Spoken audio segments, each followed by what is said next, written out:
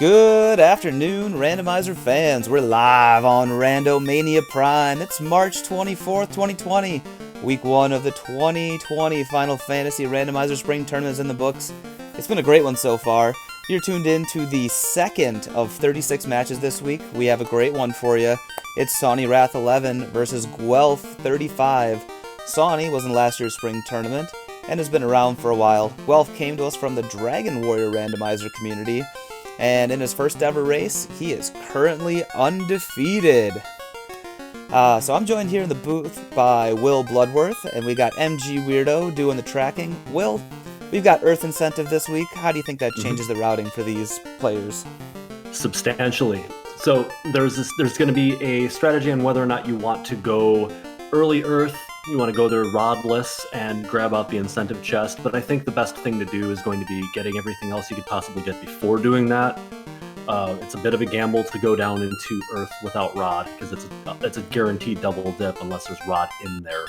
So we're going to be having a lot less free sailing to the northern continent early game, unless we're going to Onrak, but I think we're going to see a lot more gambles. It's a lot less straightforward than you might think. That totally makes sense. Yeah, it'll be interesting to see if these guys with Exit and or Warp decide to go with the early Rod. Or to go early Earth. And we're going to let these runners out the gates, and we should see the stream catching up here in just a little bit. So yeah, we will see if Sawneyrath, who was in last year's Spring Tournament, can take out the undefeated Guelph.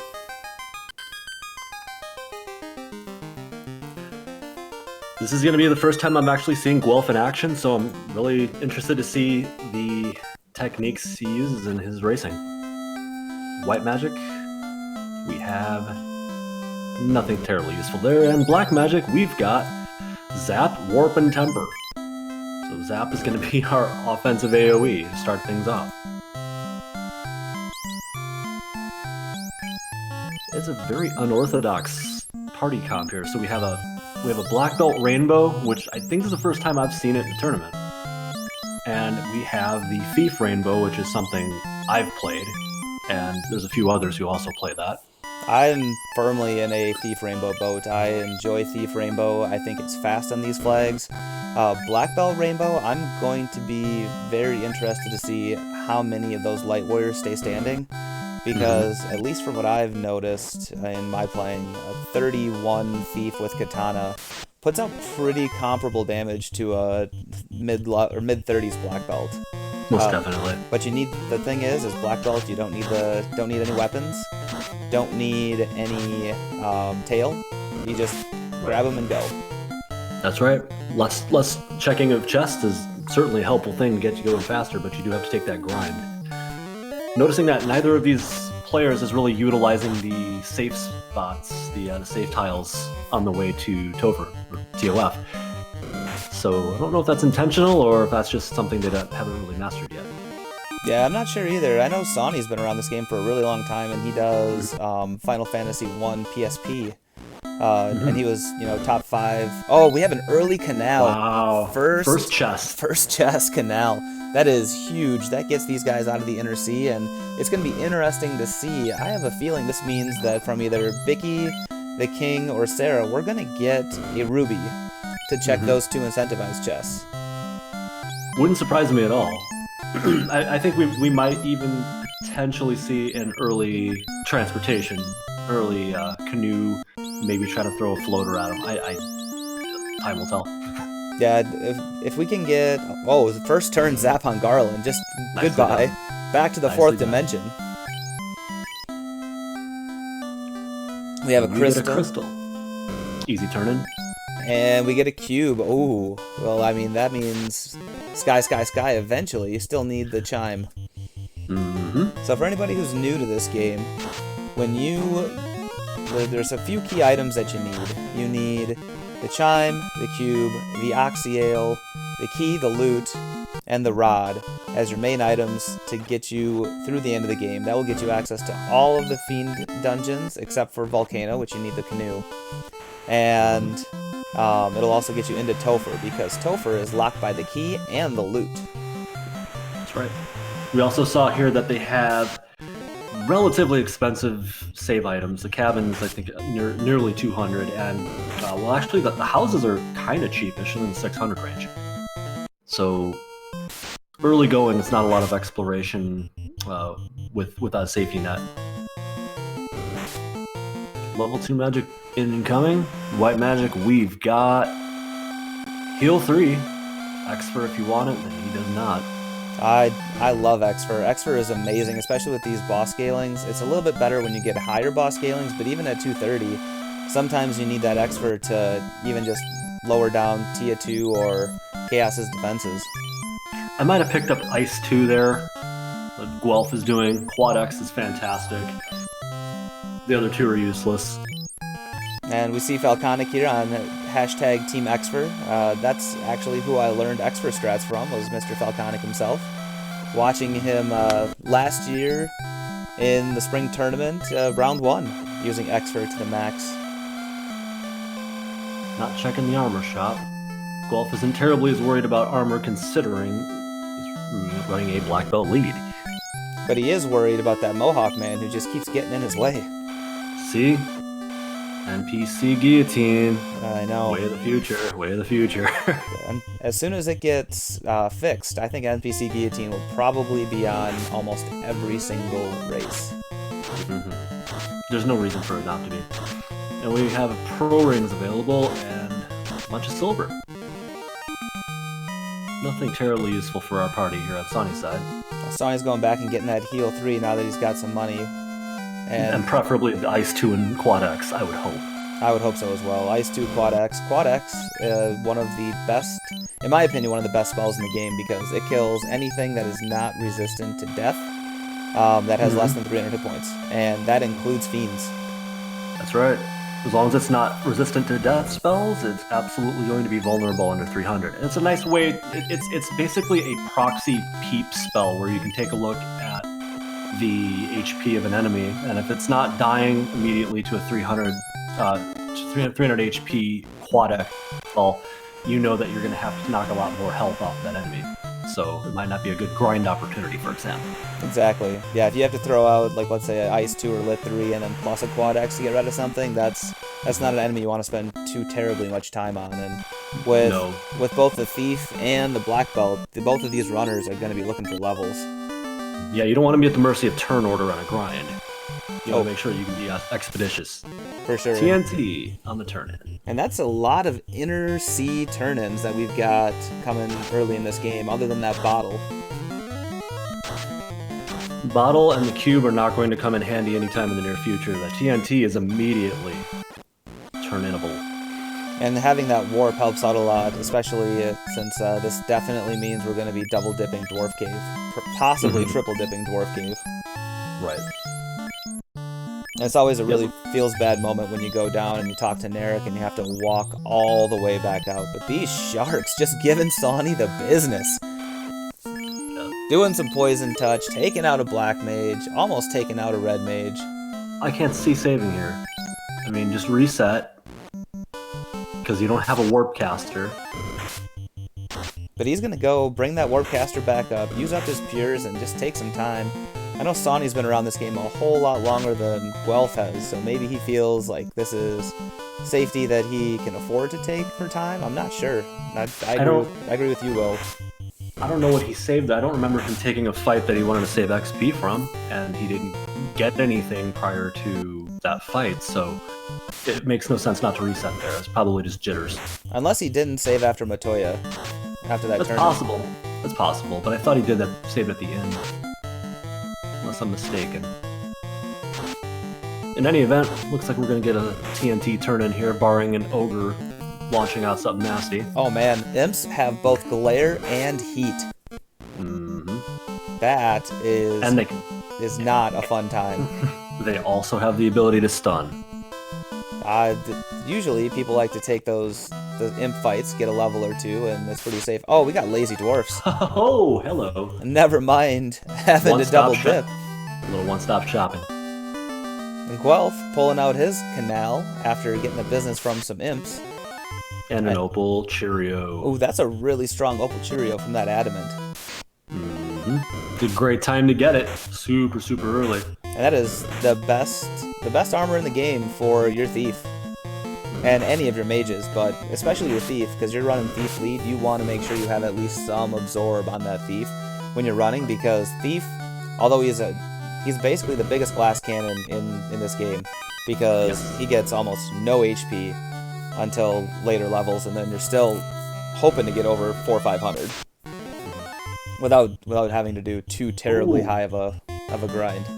Now we have 2 enemies stoning his 2 lead party members. I couldn't catch if it was the Gerwolf or the regular. It had to be and then they come back with stun. This is just nasty. And that's a reset. Oh, this is a rough early game. We got really bad imps. We've got rough wolves or Gerwolves. So Sawney just trying to get some XP and some money out of these Kaizokus, which is a very, very vanilla way of playing the game. Did he not save? As you pointed out earlier, Will, the camping equipment was very expensive, so he's running around without save items. Or no, he's not. He's got 10 tents. I have no idea why he did this. He's bleeding time. Guelph is slow and steady at this point. Right, and Guelph getting bearings about him, but Sawney is just leaking time right now. Yeah, Guelph went and he did the pirates first because he didn't like the way that his levels were for Garland or the spells. He apparently didn't trust Zap, and obviously you're going to trust Quad X. You better not have a 300 HP Garland in these flags. But, I don't think it's possible. Right, so I mean, he is hot on Sawney's heels. And wolves also have mute. Save, kid. What are you doing? Have you not learned your lesson? And he's putting it on his black mage, not caring about that thief up front. He just wants that black mage to stay alive, because the black mage is the only warp caster that apparently he's got. Oh, now he's saved. Good. I'm not inclined to be terribly critical of people's play, but I'm not agreeing with a lot of the stuff that Sawney's doing. He's taking unnecessary risks. He's taking a lot of extra time doing things twice when he only had to do it once. We got a level 3 Brack, a level 3 Fire 3. Those are both good spells. Brack for the late game. Lock 2 is an amazing spell to get at level 3. And Lock 2, the fixes are on, so once you get into Topher, you're not going to be doing a whole lot of Fire 3 spells. You just have Lock for... and Life. Ooh. Looks like we got a lot of white mage exclusive spells here in level 3. Life and Cure 4, that is nice. Both are very nice to see at level 3. The problem is they didn't bring a knight. I don't look at that as a problem. Did he consider selling the opal? No. Okay. The opal bracelet was 47k, so I mean you would have gotten a lot of money from it, but at this point in the game, like, I understand selling some things, but you need that opal bracelet. There's no reason to sell that. It's like selling a ribbon. It's right. Just, level 4 nuke. So they're going to get a decent amount of those level 4 nuke charges, but they're not going to get too terribly many in the early game. So this isn't going to make that's not going to make this game trivial, at least. No, they're going to have firepower late game. They'll have a little bit of clearing potential because they'll have double nuke. In the case of Sawney, triple nuke if he decides to class change and spell up his ninja. Those Roo just throwing out that mute. Is Sawney considering... Sawney's going to... He is Marsh? Marsh. Sawney is making some very suspect decisions this morning. I mean, maybe he's going with the leave no chest behind idea, where if there is something in Marsh isn't... He's got warp, so Marsh isn't a terribly long dungeon. No, but he's got Fire 3. With early canal and the sages still on the table and the earth incentive still on the table. Ghouls are hitting hard. He's got no armor. That's the problem. Ghoul standards, those are still incredibly hard hits. But Gouda just taking a dirt nap. I do not agree with leaving that dead. No, for sure not. Either way, no. And Guelph pulling out his Opal Cheerio. He's going to put that on... Who's he going to put it on, Guelph? He's going to put it on his lead black belt, which is a pretty good idea. He's going to soak up the most damage. Yep, I agree with that. I usually put my strongest armor on the lead character because of the statistical probability of it getting hit first. Ice 2, not a popular spell to use in Marsh Cave, but it is getting the job done. Yeah, the undead aren't weak to ice at all. They're resistant to ice. But generally, a lot of the undead in Marsh Cave, especially the bones, they don't roll especially high on hit points. I mean, even at 200%, I think bones can still only roll like 20 HP. Gargoyles here are a very tricky enemy. They can roll multiple hits and a little bit higher strength, and that really takes a ton of HP off you if they land. So far, we get to see. So far, Sawney finding nothing but money. And a silver helmet and a cabin and a whole lot of What? He'll keep it for whatever reason. He's keeping it. And burning off a fight. Or two. And now he's like heading down to the bottom. I'm guessing the third run is the long cycle. So that's one of the... So when you were pointing out earlier, there are a lot of safe spaces around the Corneria area, or one step advance instead of 2-step advance if you're walking on normal land instead of in the woods. But if you take all those extra steps, the Corneria area is a very nice way to learn the encounter table, because generally the fights aren't the most awful thing in the world. I mean, this time they are, because the imps were terrible, but you can't know that going in. He's the type of guy who likes to go clockwise from the top right down. I'm the complete opposite. That's usually my last pickup. That is also my last pickup. So we're learning Marsh Cave in a different way today.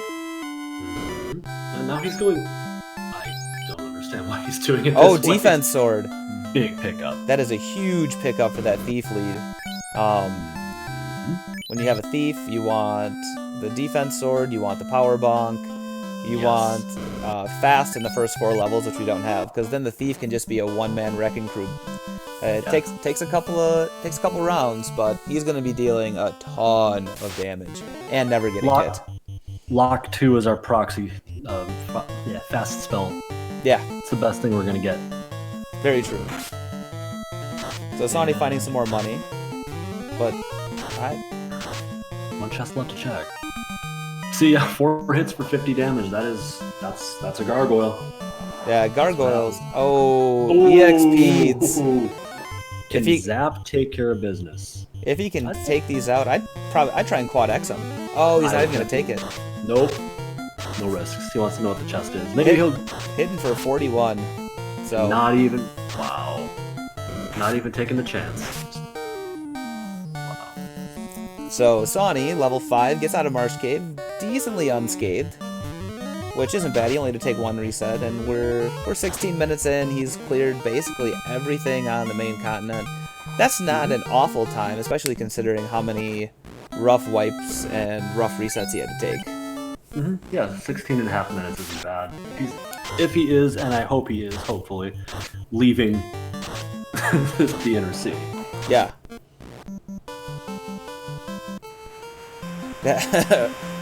Uriel, man, saying those peeds to me are the most terrifying sprite of the game. Yeah, they do. Yeah, especially with Sawney's color palettes that he's chosen. I get hats off to all these runners who can play with the sprites different colors, because I get freaked out. Yeah, I'm not really a fan of the alternate palettes. Yeah, because you look and you see like, oh, it's a Gur shark. What's he doing? Nope, that's just a regular shark. Sawney back picking up those nukes that he's going to need for later in the game. And we have Wall and Viz and Fog 2 all in the White Magic Shop level 4. I would definitely grab Fog 2.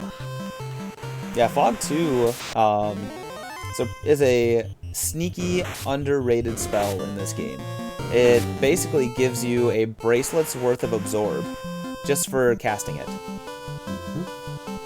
which can be really sneaky good, especially if you're fighting basically anybody and you already have an opal or a gold bracelet on. Right. Any extra defense is going to be nice. The time when Fog 2 kind of doesn't help as much as in the late game when you're looking more for evasion as opposed to absorb. So like a Kraken 2 hit, a few layers of Fog 2 is not really going to do the job that you're looking for it to do. You need Invis 2 for that, or White Shirt, or Ruse. But it's a great thing to have for early and middle game. Yeah, if you're looking at an enemy that does like 8 hits but only 1 or 2 damage at crack, or a base of like 20, like let's say a Gurmedusa, and you want to reduce that down to 1, it's perfect. But if you have an enemy who's hitting for 10 times and 400 a crack, like a Kraken does, you're not going to get 8 casts of Fog 2 off before she just wrecks your entire party. Exactly right. That's why speed and power has become such a powerful and popular mantra for the spring tournament. The speed and power is bypassing all this need for defensive stacking and so forth. The percentages tend to work out in such a way where you kill it before it kills you is a valid strategy that wins races. And Guelph picking up the Oxyale here from the Sages, and that is a very intriguing find because that basically only leaves the Earth incentive on the table to try and have progression unless it's loose in sea, which this is not Sea Week, Will. This is Earth Week. Yeah. Yes, and it is. It's the second race of the spring tournament, and we may end up having to go right back into the Sea Shrine at level 10. If this is me, I maybe check level 1 of Earth. I may check some trap tiles and try to grab some levels early because they're needed. If you want to launch those nukes out, you're going to need some spell charges. You're going to need some levels to get those spell charges. And if you're finding something like a 3-eye grind or Mage Fighter or any other good grind tile in that Earth Cave where there are, I think, approximately 3 or 4 available very early, it's a damn good time to find them. Take advantage of them. Yeah, and even if you could find like a Agama that rolled down on health, those Ice 2s with 2 casts of Ice 2, you might be able to get through them in 2 rounds. So Agamas come in 2 or 4 packs with these B-side trap tiles on. And so, I mean, that could be good as well. And we see Guelph heading back. Yeah, Demon Frog and Wab both pointing out that they have Warp, go to Earth ASAP. I 100% agree. If you've got the Warp charges to get out of there, go down. At the very least, check the incentive item, even if you can't full clear it. Mm-hmm. Well, it looks like Guelph is going back home. He's probably picking up some spells from Elfland that he didn't get the first time around. Sonny's about to learn the news about the Oxyale. Interested to see what kind of a play he makes after finding that out. Hey Lyra, welcome to the broadcast. It's good to see everybody out here. You see Ragnarok, we've got Uriel Man, we've got Specty joining in, we've got Demon Frog and Wab. It's fantastic seeing some really great runners and commentators and members of the community out today. It's Tuesday afternoon. Hell, it's even morning in some places still. Yep, it's 11:23 here in not so sunny Seattle, Washington. So it's great seeing the community come out and support these runners. Yeah, we're just starting week 2. We have a fantastic. Oh, we got some Gregley Puff in chat. Whew. MG Weirdo. MG Weirdo, our tracker, showing some love. This is fantastic. Sonny escaping with 1 HP on that red mage. So I'm very interested. He's going to take this Pede fight finally. Maybe he remembers that he has Quad X. He's going to try and zap it instead. Quad X. Come on, what are you doing, buddy? This is where, and both the Thief and the White Mage are just trying to punch the EXP'd in the face, and it's not working out so hot. 1 damage, another zap coming out, and ineffective. 1 damage zap, ineffective. What are you doing, Sonny? There he goes. He saw the Quad X. Quad X and erased, terminated. Yep. That was 3 rounds. we don't have Will Cleosis in the booth, but I must mention the fact that we have not seen too terribly many veteran moves from Sawneyrath today, when really he's the one you want to expect those from. These Quad X spells are really the first thing that should have gone out from his repertoire, to check the HP of those Peds to see if it's viable to grind them. He should have checked that in Marsh Cave, and he took him 3 turns to check it there. Yeah, I agree, and that's really surprising for me. I've done quite a few races against Sawneyrath in the last couple of months, and he is a very, very strong runner. So yeah, he might just be tired. I know he's been working a lot, and he's been playing a lot of games, and he's getting ready for RPG Limit Break because he's one of the runners. So he's been doing a lot of Earth plays. Mm-hmm. So I mean, he's been maybe he's gonna come and check Earth Cave now. He's got level 7 across the board. That would be the play, I think. Go there, see if you can get some levels, get some nuke charges, and if it's a good enough grind tile, just keep going back in. Go back in again. Go ahead and do it. Gregley Puff saying that it's the nerves. It's those 1-0 nerves. I mean, this is the longest spring tournament that we've ever had. We've got 6 weeks of Swiss, and every match matters. Every match counts. We're looking at anybody who's 4-2 is in the play-in race. Anybody who's 3-3 is in the last chance qualifier, and we're looking at possibly 30-some racers in that last chance qualifier for 1 spot in the play-in race. That thing's going to be a meat grinder. That's ridiculous. I'm saying it. The fans love it. Fans love it. Give the fans what they want. And Gregley Puff saying he's terrified of Cyranus, as well he should be. Cyranus, another one of our strong runners. These guys... My sleeper pick for this tournament is Cyranus. So, Gregley Puff being very astute in that observation. Being terrified is the right response. And it's always just amazing to me when spring tournament comes around. You go through some of your VODs and you go and look and you say, oh man, I got 15 views on a VOD from a couple of weeks ago. What's going on here? And it's scouting. People are out there scouting. Yep. It's not something that people used to do. It's become more popularized. I know Will and I used to do scouting. We were 2 of the only people who did scout our opponents. Everybody else just kind of jumped in, raced whoever. And now it's become a lot more of a trend. Sawneyrath finding about 16k gold in the top of Earth, and that's a lot of money. And he's gonna go check these. There you go. Check these grind tiles. He finds a Gersneck. That's so not useful. He's not gonna take that fight at all. And then what's the next one that you're gonna check here, Sonny? Oh, he pops the bottle. He takes a chug right there and lets the fairy out. And lobsters also. That's a big no thank you right there. Yeah, no thanks to the lobsters, man. These things tend to roll up on hits and hit like trucks. And that is a mother load. No, he's not going to have the firepower to kill these things right away. He's got ice too, and green dragons are weak to ice too, so it's really going to depend on what they do, but they have stare, and they have a spell list, and that's not good. Heal 3 comes out a little bit too late. Like I said, he's not going to have the firepower to knock these guys out in all likelihood. He's going to try it, though. If he can get 2 more Ice 2s off and get both his Red Mage and Black Mage up in levels, that could be huge. Oh, there it is! Oh, man. Look at that's wow. Huge. Level 11. From level 7 to level 11. That is amazing. And now we warp out immediately. He just got 4 levels on 3 of his Light Warriors. That is huge. Sawney, what you doing, buddy?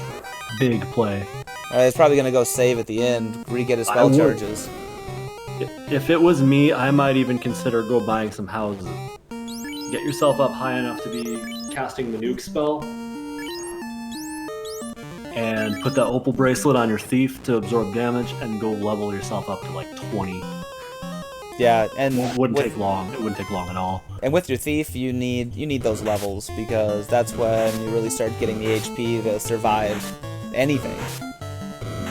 And one fine day, making the observation that there's no houses in Melman. There are no items whatsoever in Melman. And I think Sonny's actually taking my advice here. He's heading back to Canaria to do some shopping. Obviously I like this play. And the other thing with those green dragons, those gas dragons, is that they give you a ton of money. Just an absolute ton of money, because they are end game enemies. We're talking very end game. We're talking Topher. We're talking the 8th encounter in Waterfall that you almost never get. I believe the four green dragon tile, I think it is the highest XP you can possibly get.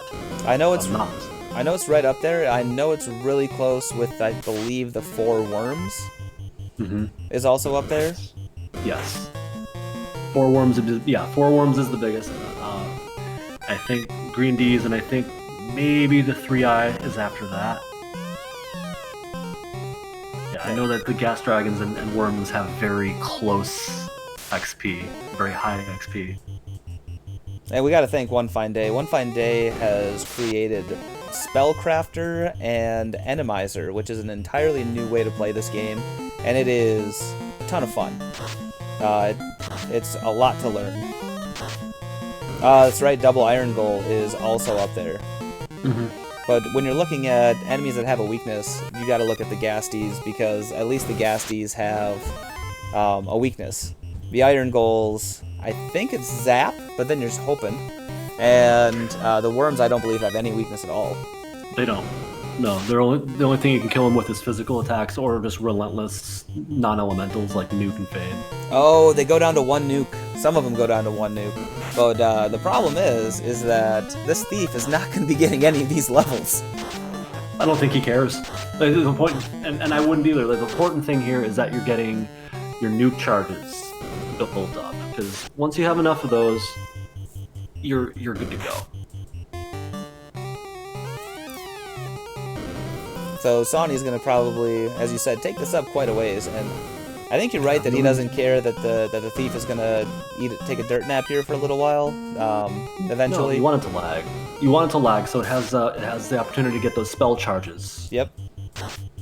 It's actually ideal. Yeah, because the thief can learn all level 4 black magic, and starting at level 15. But only when he's class changed. Nuke, Lock 2, all included in that repertoire of levels 1 through 4 black magic. Quad X, in a pinch. You're just down to a ninja on what would it be, Tia 2, and you want to throw something out there as a prayer. Quad X is probably the go-to. Yes, I agree. Welcome to Cataclysmic. Good to see you. Wow. The Green D grind continues. I'm predicting that it is going to go to about 20. And it looked like these Green Ds were going down to a little bit under 300 HP, so I almost would have thought about throwing out a Quad X just to see. A Quad X with a nuke, just to save your nuke charges so you can stay here a little bit longer. Especially when you only get 2, because this is 2 to 4 Green Ds. How exactly does Quad X work? Cyan Veo asks, is it a percentage chance or does it depend on enemy resistances? It is completely dependent upon 2 things. An enemy having 300 or fewer HP left, and not being resistant to death spells. So you can't use it on Chaos, you can't use it on the Undead, but you can use it on almost anything else in the game, provided it has or has been knocked down to 300 or fewer HP. For that reason, it's a very useful spell. And Sawney is continuing to take these Green D fights, and he is up to 18 on all of his mages and 15 on, now 16 on his thief. So that seems like a really good stopping point, at least to me, to go down and get your Earth incentive. And here he goes. Yeah, he's well equipped to handle this at this point, I think. If you run into some unrunnables, you can wax them with that nuke spell, and you're good running if you have a thief. I agree, and he's got enough warp charges to get out of here. He's got enough nukes to blast his way out of anything that he needs, except for this bat that almost got in his way for a little while longer than he wanted. Unfortunately, we do not have a spell for NPC Guillotine, so just gonna have to wait. Pro Cape Find is pretty nice. You're gonna throw that on your thief, I would assume. Nope, throwing it on his Lifecaster. Okay, also not a terrible idea. You definitely want to keep your life caster alive as long as possible, because if something catastrophic were to happen, like George's with Zap, oh wow, that's a reset. There's that. That's definitely Why? not something I want. I don't get it. Bless your heart, Sonny. I don't have a damn clue what you're doing, buddy. I mean, is he going all the way back to?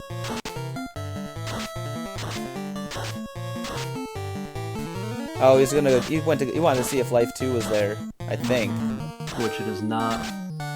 Lit 3 But he's spying Lit 3. Maybe that's what he wanted. Maybe he wants to go 2-man with Thief Red Mage now.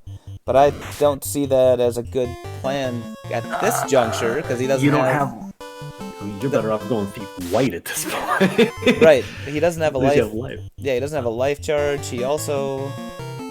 Oh, MG Weirdo pointing out that he knows where Life is. Or Life 2 is. He's going after it now, we would presume. So, there's really not a reason to go 2-man at this point.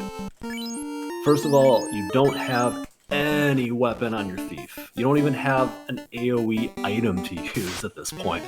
Now is not the time to go 2-man. Not at all. I agree. Hey, so he's pulling his other light warriors back up. Yeah, if he had a Massa, or if he had class change with Katana and then a nuke, then maybe. If he had a bloody coral sword, you could at least make a case for it. But he's got nothing. Oh, I don't even think he had... Guelph finding the Gasties, and he's already got. Oh, but he doesn't take it. What in the world? He does not take it. He even had 2 nuke charges for both his red mage and I believe 3 on his black mage. You gotta throw that nuke out and at least test the waters. Worst case scenario, you reset out anyways. But that is where you can take, if you get your black belt up to 21, you can probably start soloing them down, and you can take your black belt all the way to 42 on that 34 minutes into the game. I don't know that I would try to solo 4 Grass Dragons with black belt. It's like asking for a wipe, and you're pretty much you're gonna be bleeding heal pots the whole time. Like, yeah, it's just not an expeditious grind. Especially when it's guarded by the lobsters. If it was not guarded by lobsters, I'd say I'd probably go for it. Yeah, I'd go 2-man maybe. Yeah, 2-man would make a lot more sense. But yep.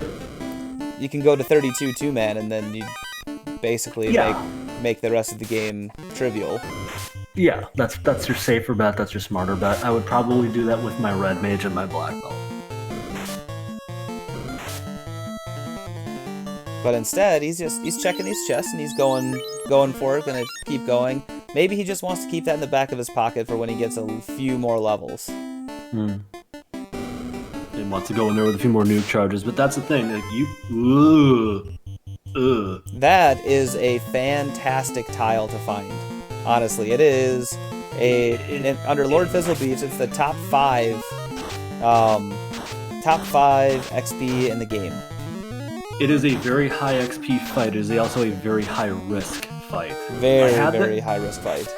I had this grind tile in my first match, and I did make use of it. It was in Waterfall. But at that point, I had the ability to survive it.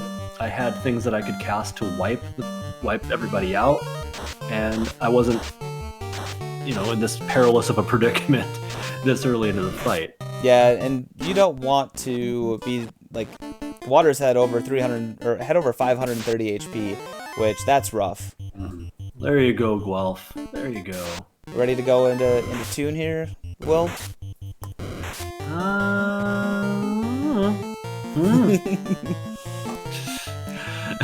Don't go chasing waterfalls. Oh, well, this is an interesting find. Do we want to keep going? This finding Rod in Earth Cave loose is almost a dream predicament. You can clear this damn place in one shot. And yes, as Falconic points out, we do. We do want to go through. Yeah, there's no reason not. You're here, you're leveled up. If you're not leveled up enough, you can make yourself so. This is a good predicament for an Earth Seed. No double dip needed. You have a grind tile ready to go. The worst thing I've seen is Zap. But aside from that, it hasn't looked terribly dangerous. Might want to dig out a ribbon somewhere, but this is still not that bad. And with the Thief leveled where it's at, it's getting ambushes and it's not getting ambushed quite as frequently. So that's helping to mitigate some of the possible Zap wipes that he would have run into or losing his life caster. As he's going to the Earth Cave version of TFC. This fun little out-of-the-way rinky-dink chest that has 717 gold for his troubles. Yeah, and I like his use of Warp here, so he doesn't have to walk all the way back around. I'm not sure which is faster stepwise, but I've wondered that. It feels better to walk from the bottom back up and around, because it just feels like such an awful, awful long walk. Yeah, I didn't do the math on the actual step count. Maybe Falconic did. He's here. Maybe he's done the step count on those two options, but it seems pretty damn close. And Falc's gonna go check. As we have 2 chests left to check on Earth 3, and then 8 in the floor below this. One of these 2 remaining chests, the one behind the vampire, will have an incentive item of some kind. Could be something as useful as a floater, or it could be a Thor hammer. And anything in between. And what would be really interesting is that if it were the Chime. So then we would have access to Mirage, Sky, and Sea Shrine. And you'd have to sail to all of them. This is not good for... Ooh, owie. Goodbye. And that is the problem with Earth Cave right now. Yes, so, those Georges have decided that they just want to send everybody to the 4th dimension and hang out with Garland. Yeah, this could end up being an RNG-a-thon. It's dependent upon turn order, it's dependent upon ambushes, and it's also dependent upon the encounter table. If this was the old days where we could track the table, I would be looking to see where that thing fell and see if I could step route my way through it, but that's not really as easy to do with the shuffling of groups and such. So, never mind any of that. I mean, you can still try and figure it out. Like, if you go in off a hard reset, you just walk directly there and see where it is. You can burn off an encounter on the floor before. And werewolves also have lit. That's not as big of a deal. Just single cast. So, as a veteran runner, how do you compensate for RNG fest? If you're asking me, the answer is typically levels. It's a combination of levels and exploration for ribbons, mitigating the instant death spells, and doing whatever you can to get things statistically better for you. Having a thief at the front of your party is going to give you the best possible chance of running away. It's going to give you the best chance of getting first turn, not getting ambushed, and getting items like the pro rings early is going to prevent you getting early death spells. Zap is not something that's defended against by anything other than a ribbon or a black shirt, which only the black wizard can wear. So really the answer is levels. Buff up your magic defense as high as you can, because that will also factor into whether or not an innocent death spell lands on you. And as Zenobian points out, those werewolves started off with lit just to give you a nice little tickle, and then they followed it up with lit 3 just to burn you down to cinders, because why not? Mm-hmm. Thunder making a point of grinding the green D tile until getting a character high enough to make Earth enemies run. I don't mind that advice at all. 20 is a good stopping point in a normal circumstance, but when you've got something like this, getting a character, 1 or 2 characters, or even all of them, high enough level, both for MDEF and for forcing run, which we've seen ambushes on those ogres. It's a good idea. It's a good thing to try. Yeah, and those Georges and the werewolves and the Gerwolves, mid-20s, I mean, they don't have that high of morale. And we get the herb. A little bit of herb. And now, Sawny, Gonna try to dodge some ogres on his way down to 4th floor. And Falcana giving us the hard cold facts. 42 tiles from the door to the top right room. 45 from the stair. So walking back is the correct play, it would seem. Yep, you don't want to, those extra 3 steps, who knows? That could be the difference between getting in, getting out, and getting a werewolf pack or a gerwolf pack that decides to live through you. Mm-hmm. Now, I don't know if Guelph accidentally stepped right instead of down. He's been taking these lobster fights instead of the Gasty fights, which is a little weird, but maybe the lobsters aren't hitting nearly as bad as we thought they were. I've seen Nuke down multiple times, so they're definitely not hitting easy, that's for sure. This is not any fish and grind, and I don't have to tell anybody else that. But I do have to tell Guelph that, because he doesn't seem to realize it. I mean, Guelph's a newer player. He knows that these are near endgame enemies because they're in the Sea Shrine. But that doesn't mean that it's the best play. I mean, we're still waiting for him to just throw a nuke out on one of those Gasties. Well, there we are. See, 1,990 XP for killing 6 lobsters versus a much easier fight against 4 Gasties and a hell of a lot more XP. The choice is no choice at all. Agree 100%. The Gasty tile is the way to go in this seed. Definitely not the Water Nagas, even though, we like the Water Nagas, but with 500 HP, whew, that's a lot of HP on those waters. Yep. Yeah, there's no reason to take that fight as opposed to the Green D fight. There's no reason at all. Like, you don't need to look at other trap tiles to see what grinds might be out there. Like, there's one or two others. There's one other that you could find that might potentially be marginally better. It's just not worth it. Take that Green D tile as far as you need to go with it, and just be done with it. And here's one of my least favorite. Oh, a loose canoe! Oh! Yeah, canoe. Both loose items in Earth. I'm having some flashbacks to the canoe being in that room from my race on Sunday. Yeah, that room I absolutely hate because the spike tiles are in really weird positions, so you have to go from the bottom and then walk your way up the middle of all the chests to get through. So it's an awful room, and there's three trap tiles, there's 3 chests, and this time pays off. If Sawney would have skipped that, he would be canoeless and basically not up the river at all. Nope. Well, he'd be up the river, just not the river he wanted to be up. Yep, no paddle. Nope.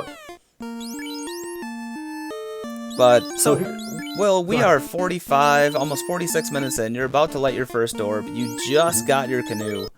How do you feel? Fantastic. You found both loose items. You have a grind tile here. Like, everything that you need to worry about in a race, for the most part, is out of the way. If you need levels, you know where to get them.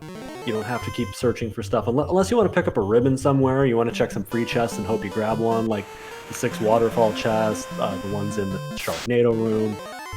That's great. Maybe even dive into the armory. But other than that, I mean, you need a tail, I guess. Maybe a katana, if you want to make a melee out of that thief. Unless you're lucky enough to find Masa. Other than that, all you need to do is just go to the incentive locations and hope that they deliver. Hope that they give you what you need. And Guelph the first to turn in that herb, and what are we going to get? We are going to get a slab, so that's nice to find, but you need that floater. Yes. So, with the canoe loose and found by Sawney, we're looking at basically waterfall, ordeals, and ice, unless the floater is also loose, in which case this seed is just evil. Yeah. I don't know, is that even possible? Oh yeah. You can have loose canoe, loose floater. Oh no, it's not. You're right, because we found both loose items. Correct. We found the loose rod, so we will find floater at an incentive location. And the king didn't give us gold, so I think we're okay. Yeah, we haven't found a Stardust special yet. No. And with the new AI we have in here, the new item placement, we should never get Sarda specialed again, hopefully. The devs have done a really, really good job. And I think Sonny's probably going to be visiting Ordeals. I like the play. As much as I hate Ordeals, I like the play. Yeah, with his levels, he pretty much has the pick of the litter of whatever place he wants to go to first, and it's just a gigantic guessing game, because there is a high potential that the floater is not needed. Yeah, because he needs to find the chime and the key, because the loot's already been found, Rod's taken care of, Oxiel's taken care of. So really, that's it. He's 2 items from actual go mode. He's definitely gonna want to find some more gear, but ostensibly good to go. And as MG Weirdo, our fantastic tracker, points out, we have not yet seen the shop item, so it's also possible that the shop item is either at Caravan or on rack, and that holds either the floater or the key or the chime. Because it cannot hold a piece of item gear. Cannot be Thor Hammer. Cannot be Power Bong. Correct. See, I like this play.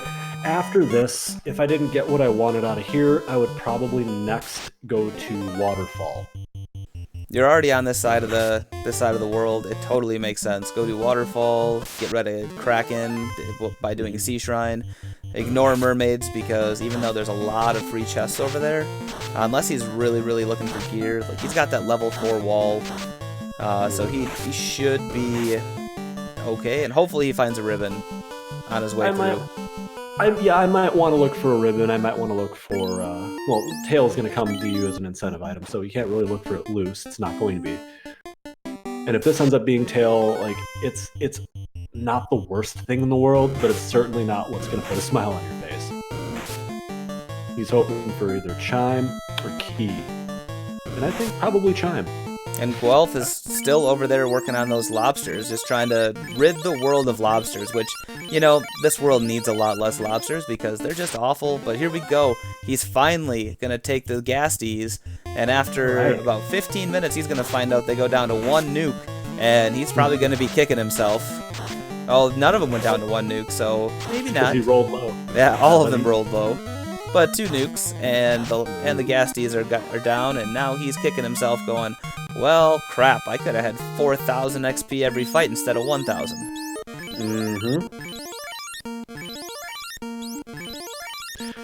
Sawney is taking care of business here in the Ordeals Castle. The problem he keeps running into is that the enemies tend to be unrunnable, and that's always a pain in the butt when you're running a thief. The one thing you're supposed to do, you can't do.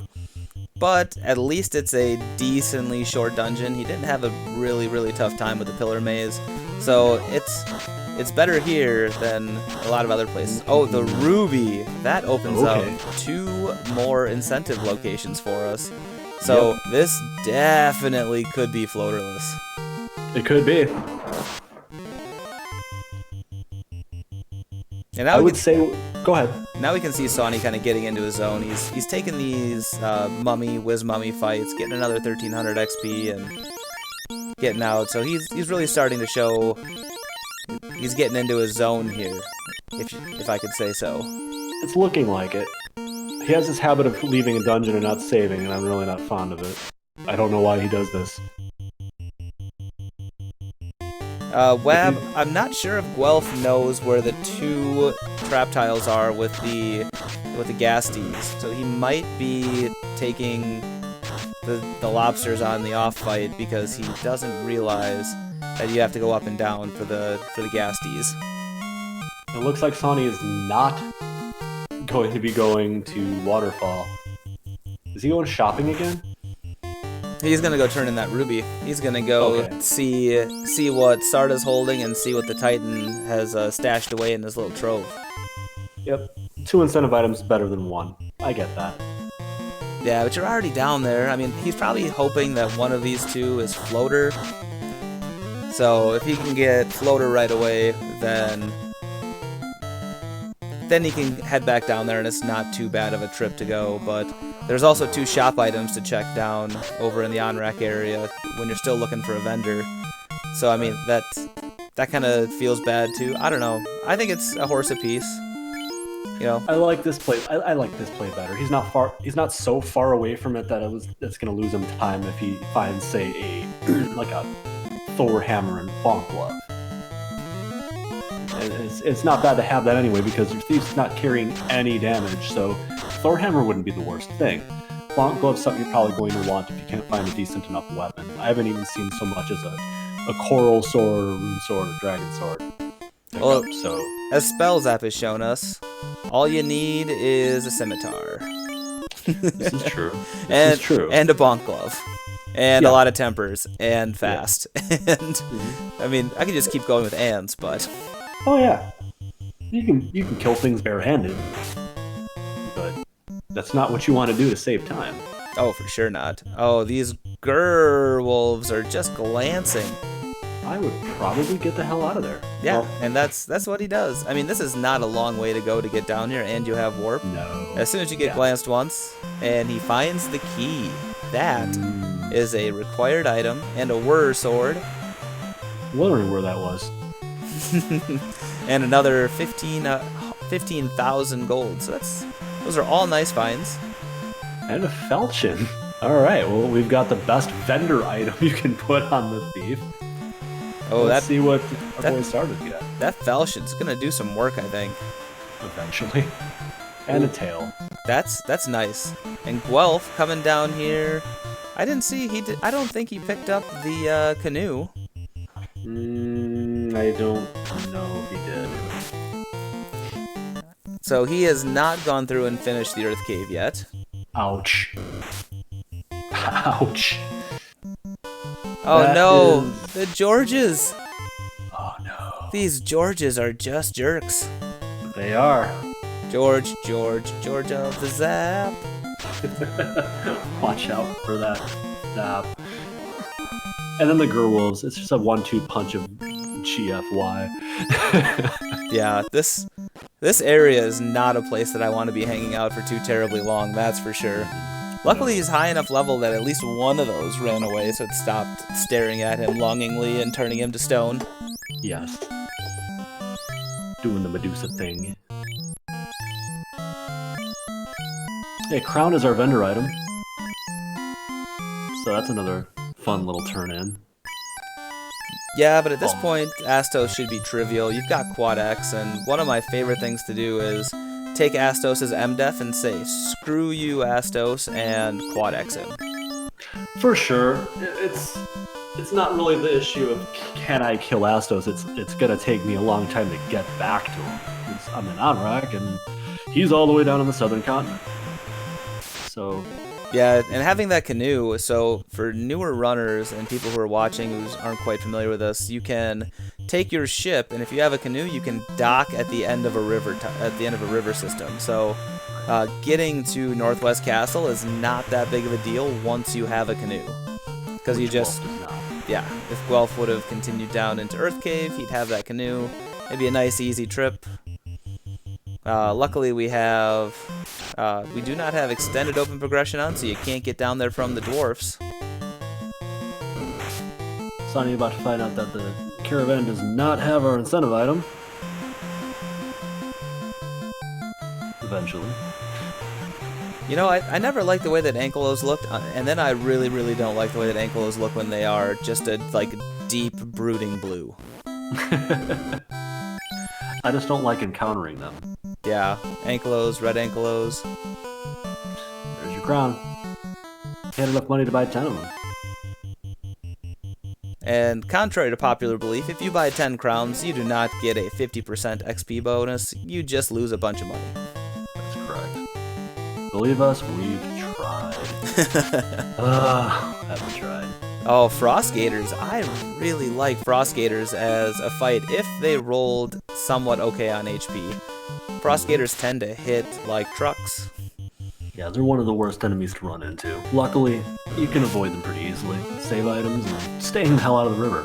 But yeah, the Frost Gator Red Caribe is another grind that you can do if you find it off of a hard reset and you have enough nuke charges. Of course, it's a bit suboptimal compared to our 4 green dragon fight that we found early in the Earth Cave. Oh, and there's the floater. It was with Astos all along. And if only he had a canoe to turn it in with. Yeah, that would have been great, but unfortunately, Guelph still has to go back down into Earth Cave, find that loose canoe, and at this point he's basically out of options unless he decides to go full clear sea. I really hope for his sake he does not go full clear sea.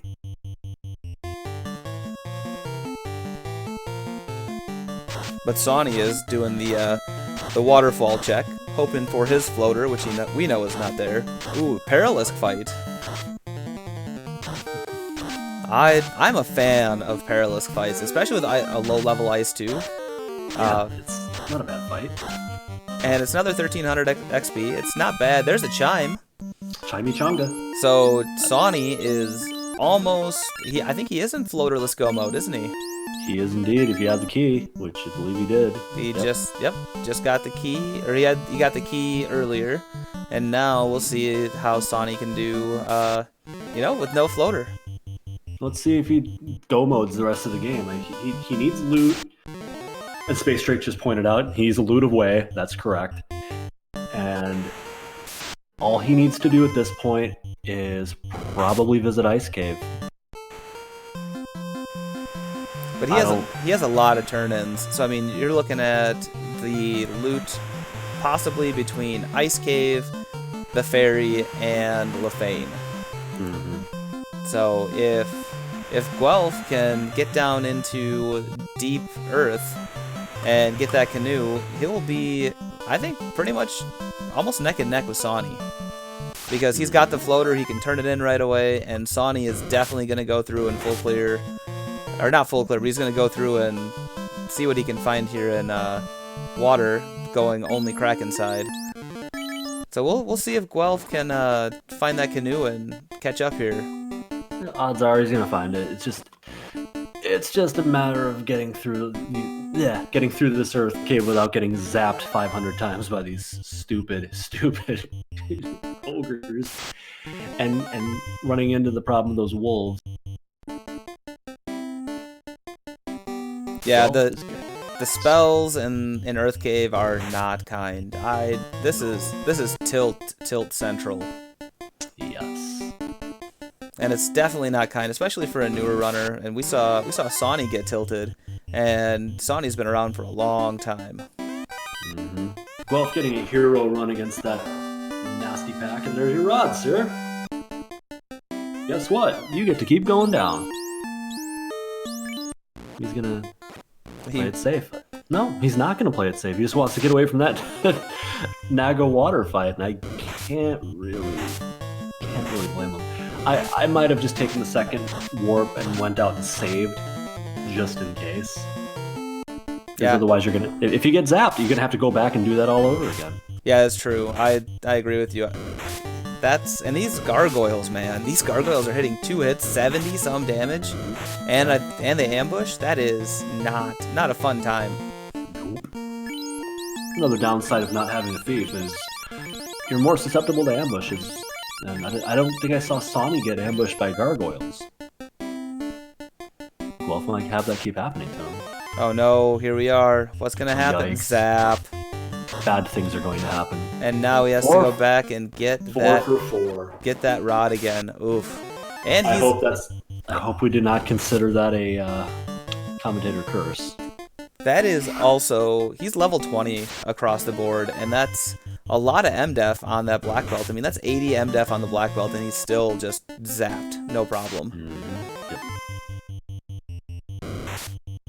The downside of not having a thief is not having a thief. That's a very accurate statement, sir. And Sawney finding all the trap tiles. This is a 4 rock goal fight, which is not bad at all XP-wise. Guelph had a bat playing defense. As they do. 4 rock goals at this point was giving Sawney 4,600 XP on all 4 light warriors. That's a good chunk of change, experience-wise. Oh no! Oh no, Guelph! Oh, oh! Is that mean Zap is on the Medusa script? 'Cause I don't believe there's more than one enemy that has that. Guelph is just getting the business by these bats. I missed who else had Zap. Who else had Zap? Ghosts. Oh no. Yeah. So that means that in all likelihood there's a third enemy out there that has Zap, and if it also rolled high on the spell list, which means like first or second spell, we might see yet another Zap enemy. And that could be really bad if it happened to roll on a Topher enemy. Yeah, we're talking about like Zap Badmen. Where you can roll 9 Badmen. Yeah, that'd be awful. Or, yeah, Chimeras. There's a lot of things that could roll. Gurmedusas. Yeah, Gurmedusas. And then they roll Death Touch. So last year we had Gurmedusas of Death. Hope maybe, just maybe, this year we can get Gurmedusas of Zap. That would be kind of sweet, actually. Hey, Sonny found Xcal. That's useful to literally nobody in his party. It's very useful to a vendor who is going to have Xcal in his inventory and never resell it, because for some reason they don't resell things in this game. Werewolves coming out with some Lid 3. Guelph is making his way down through Earth Cave. He has decided that he's nuking his way through this thing, which is a really good call because all these enemies are awful. And it might, based on the way that his party is, it might be easier to just nuke your way through the whole thing instead of try and run away. Because if you don't, he's got enough charges, yeah. Yeah, if you don't first, he's level 20. He should have enough charges. Somewhere in the neighborhood of about 10, 11, probably. All right, Sawney coming up here on Kraken, and he is moving the defense sword to his red mage. And he's just gonna offer up his thief as a sacrifice. That's the smartest play. He's got a sun sword on his red mage. Oh, Kraken was stun touch. That's not good. But luckily she's not hitting too hard. But she also has thunder. That's a cure 4. And didn't. And now here's the wall coming out finally. But you are still within like Fire 3 range. Or Blizzard range. And goodbye, Sonny's party. HP. By 4 HP. Drink strats would have saved the day. Oh. Could they have found a better name for Zap? Well, sure. They didn't. I mean, I think Zap, as a spell, is very picturesque. Like, just imagine somebody saying Zap, and then it's all poof, you're gone. X zone. Yeah, exactly. Banish wouldn't have been bad, but when you're dealing with only 4 characters, it makes things a little different. You already have Bane, yes. Which I guess they could have just called Fart, because it is poison smoke. Yes. But yes, you've got 30 and 40 somethings making fart jokes on your stream, ladies and gentlemen. Welcome to Final Fantasy Randomizer, home of the juvenile delinquents. Sawney pulling up Astos. He's gonna get his floater. Does not pull out the Quad X either. He just nukes him down. And hey, did Cockatrices have Zap as well, or was he using Zap? I missed it. I was looking at Sawney, but luckily somebody survived. So there's your third enemy with Zap. You've got the ogres, you've got Cockatrices, and you've got ghosts. That is your Medusa script enemies. And just for people who aren't aware of what Medusa script is, in the normal game, Medusas share their script with 2 other enemies, of which I'm actually not currently remembering. So there's always going to be 3 enemies that roll in a randomizer seed that share their script of spells and skills. And in this case, we have all 3 of those enemies already having been seen by the audience. Guelph has not made his way to the Sea Shrine yet, so he's not aware of Zap on the Ghost, and Sawney never saw Zap on the Cockatrices, as far as I'm aware. But you always run that risk. If an enemy rolls something nasty, and the other 2 enemies are also going to get that same nasty list. Back to you. Good.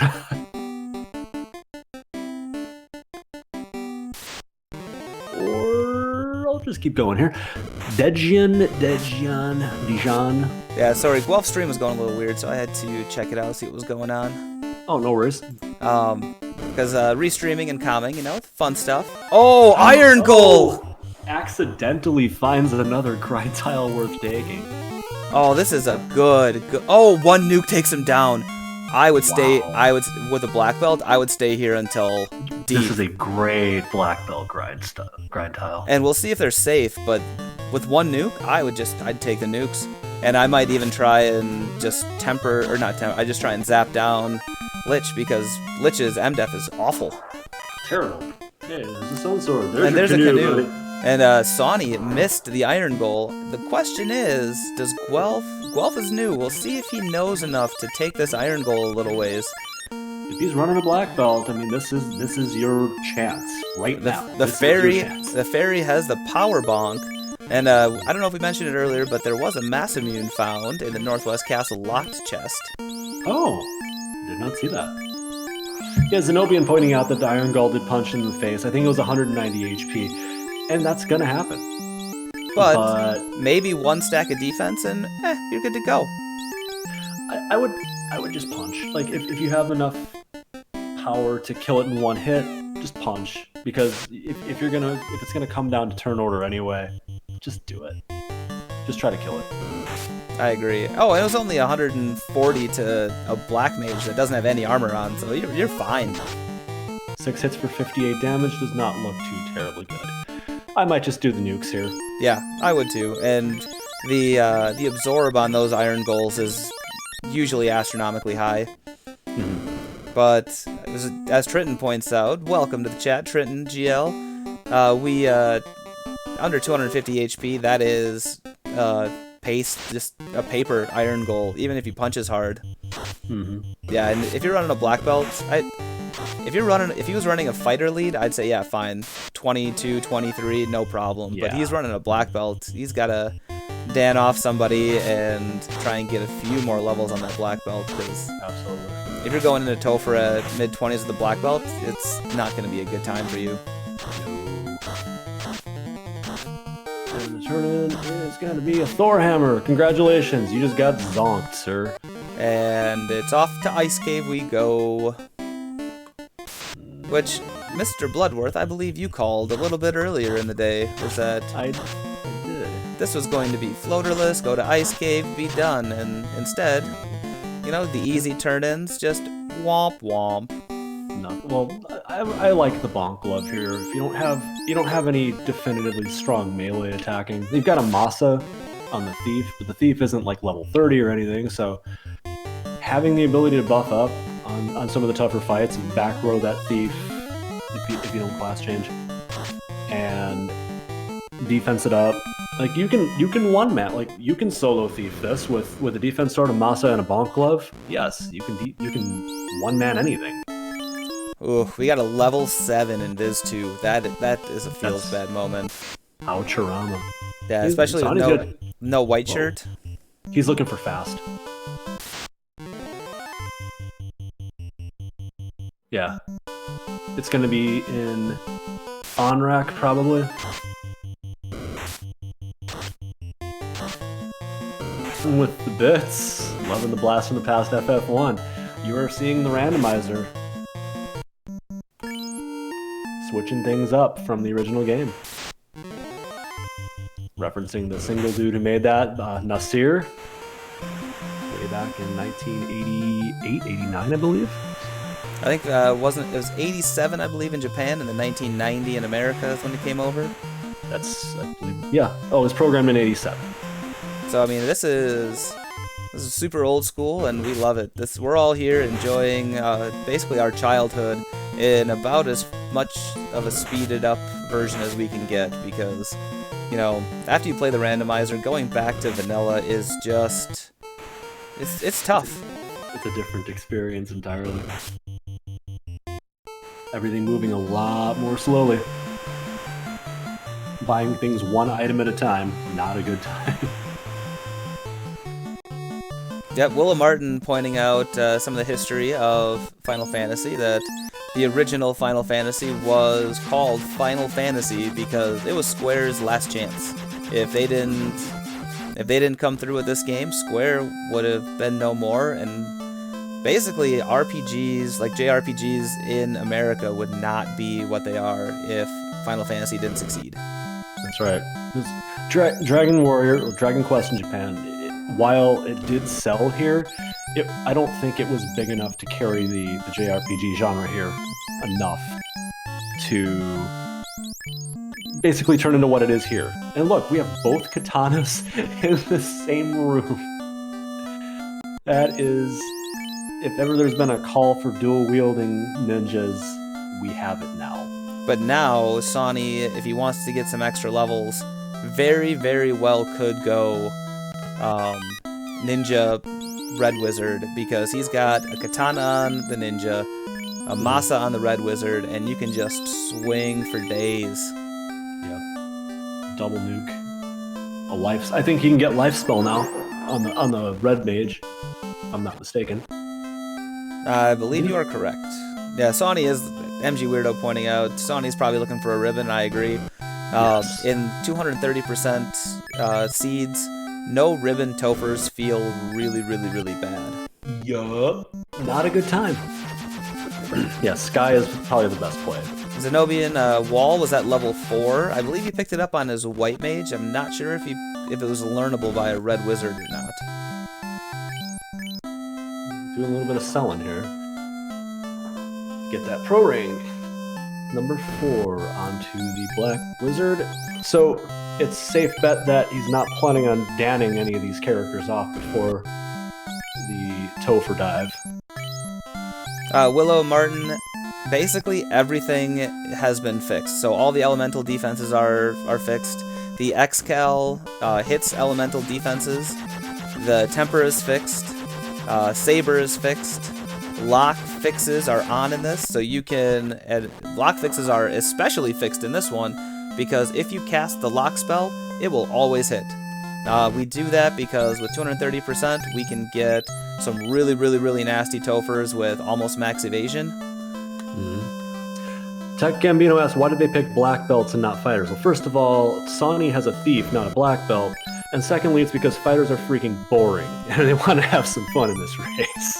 That's just my opinion. You're going to find a lot different opinions throughout the rest of the community. And there is a school of thought that if you're going up against a better runner, to take the black belt, because if you can play a black belt really well, you will every single time one-shot Topher, or almost every single time. There are those of us out there who have, gotten back rowed by Kraken 2 and lost the level 42 black belt, because Kraken still hits for 1,000. And here is the loot, as predicted. Now get the hell out of there and go clear. I don't know what... Oh, so now we have a Gershark Big Eye. That's a phenomenal grind tile. Every single grind tile that you need has been found in this game, and is pretty easily accessible. Starting with the best one, the second best one.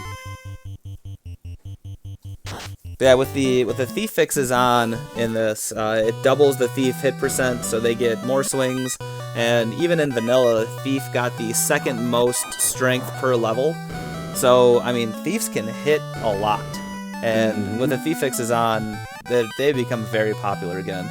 And also running is fixed, which is huge. Because thieves in the original game, your run percent was looked at basically by whatever was the slot below you, or 2 slots below you. I think it was 2 slots below you. And it was whatever their status was. So your 3rd and 4th slots are looking at garbage. And the likelihood to run was not very good. But in this, it looks at your agility, and it looks where it's supposed to. And luck. And so thieves are actually able to run the way they're supposed to. And basically you have almost a 90% run chance at level 1 with a thief. It's very high. And that's one of the main reasons I run one. Being able to run when you want to run is a very, very underrated skill to have. And as Falconic points out, a lot of the fixes were based off of the PSP version. And so that way we can say like, oh, we used what the developers intended because it was used that way in another version. Sawney's still taking XP as it comes. Those mages are very, very good experience here in the Ice Cave. Mm-hmm. Running is no XP, so ideally, you want to take the fights that are worth taking and run from the garbage. It's that inability to run from the garbage that makes the game so freaking hard to deal with. And oh no, Cockatrice is with more zap. Yep. But he's our. Go ahead. He's got a life caster. He's got life too. He's good to go. Mm-hmm. Yeah, Sawney desperately looking for that ribbon. I don't know why. I don't know. What do you think, Will? Why would you full clear ice instead of going up into sky and trying to do that? Because you're already here. Yeah, but ice is not a very, especially with if you know cockatrices have zap. He knows it now. It was Guelph who found that out earlier. I don't think Sawney had seen zap on cockatrices yet. He's going to go volcano. Now, is he going to full clear it, or is he just going to kill carry? Because I might go armory here. Armory is probably a good bet. Yeah, hit up armory, hit up the free chests on the way. He's gonna full clear the whole thing. Oh man. Sawney just wants one. Yeah, but he's bleeding a lot of time to Guelph. I mean, Guelph has been slowly but surely catching up. He got his floater, he's been in the air, he got his canoe, he's got his orb. He's also he's got to go to ice, but after it goes to ice, he's in go mode. So, I mean, oh, and the robot standing in the right spot. That almost never happens. Nope. I've had to stand there and wait for him to walk to me a few times. He's going to the hairpin chest. He is not. He is not messing around. He is full clearing volcano. That is interesting, because when you're walking around and you're talking about chest density, there is no better place to go than to go up into sky. And when you go to sky, you have a much, much greater ability to get chests, get levels, and like just take fights. And you have warp; you can get out of there if you need to. This is an interesting choice, especially when you're level 22 and 20. Guelph gets his chime, checks all his chests, gets out, and he's gonna take this and he's not gonna take this Nacho fight. He's gonna punch it once. Nacho's hitting like trucks. And nothing in there.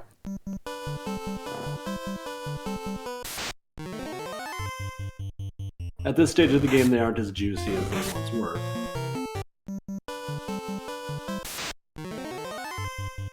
Banesword, though.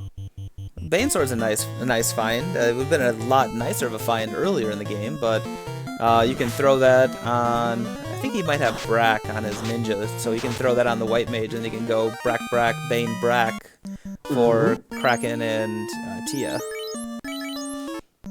Certainly be worth it. But Guelph is going to come in here, and he's going to take his chance in Sea Shrine, and he's going to see if he can. We'll see if we can get Kraken down on Guelph's side. I'd like to see a few more levels on that black belt. Like, yes. Now that he's 20, it'd be really nice to go there and take either the Gasties or the Iron Goals to 20 or to 32 or 42. The right thing to do would have been to go there before any of this. Yeah. Get those levels at the front end to make the rest of the game go faster. Those are old black belt strats. The sooner you do your grind, the faster the rest of the seed becomes. That's 100% true. With the XP scaling in this, though, we've got 5% per key item. He might not have wanted to take too many levels early because you're not getting all that XP bonus. But still, you two-man grind those green dragons up, and you get a black belt and a red mage up into the 30s, and the game just becomes trivial. Sawneyrath just picked up some garbage in one of those chests there. Hopefully he's finding a way to dispose of that ASAP. And the Rune Sword, what are you doing? What are you doing? Unless you're planning on class changing, which I hope you are. The Rune Sword's for one of the best weapons you could ask for. He did class change. I guess I missed that. Oops. Yeah, he's rocking a katana and a masa, so he's fine. Yes. I don't know why I missed him doing the class change. I must be going brain dead here. My apologies. Sawney is just that fast. Still looking for that stankin' ribbon. But he's not even taking this Agama. Why? It's just time. It's just time he doesn't have to spend. He'll look some dragon armor, some more garbage. Vorpal, Ragnarok pointing out Vorpal, a paperweight that needs to be tossed off into sky. It also could be just dropped here in the lava. Yep. I could either one. Either one's probably fine. That pool noodle out of here. Never Vorpal. Never, ever, ever. Yeah, X-Cal can go to hell too. That's totally acceptable. Ooh, those are fighting words, Will Bloodworth. Those are fighting words. Those are fighter words. And you know how I feel about the fighter. I don't feel too good about the fighter. That is 100% true. Yeah. Sonny, he's gonna go for that red. No, he's not. Strike this out.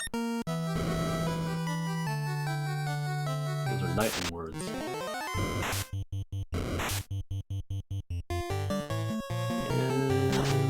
All offense, except for which totally makes sense. I mean, this is carry one. Carry one can roll really high on attack and damage if she well, just because of the way she is. So you want to get her out of the way the same way you want to get like Kraken 2 or another fiend out of the way. Absolutely. And Sonny doing his traditional I'm not going to save after getting out of this dungeon play. Yeah, he's gonna. Yeah, especially when you get out of some place and you're like, did I save? Can I reset right now out of this fight, or do I have to go full clear volcano? That's literally the worst feeling in the world, is when you have no clue. This ribbon is evading him. I'm telling you, Sky is gonna have all the ribbons. It's a sunk cost at this point. He pretty much has to find a ribbon. With all the time he's invested, he has to find a ribbon. He can't just give up. Yeah, I agree. There's no way that he can't go without a ribbon at this point.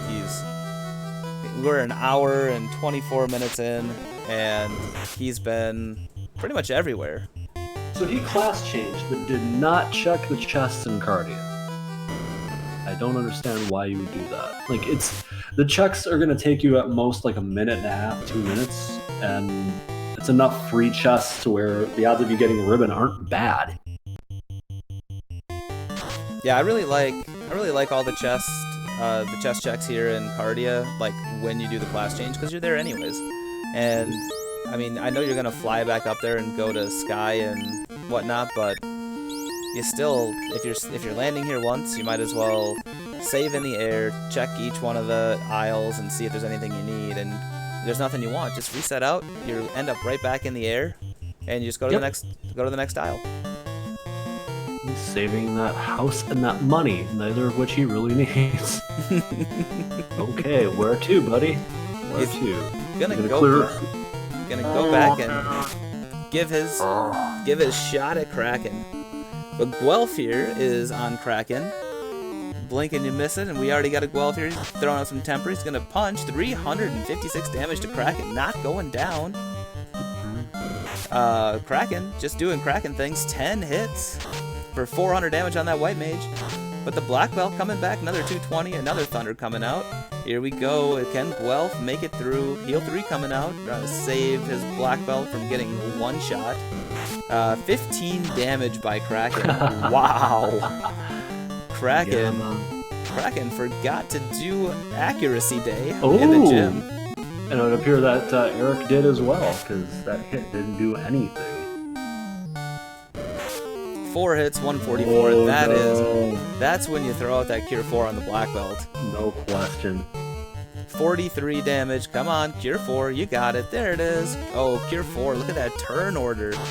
Tier Saving. 4, back up to 400 damage, and 10 hits, 300 damage. Oh no! Blizzard comes out, White Mage down. This is not good. 6 hits, that is 881 damage by the Black Belt. And the Black Belt comes through and takes out Kraken, which is not something Sawneyrath was able to do. So we're sitting here at 2 orbs apiece. Sawney making a beeline down to Kraken, though. We'll see if Sawney has better luck second time through. This match is getting intense now that we finally found our footing. Sawney.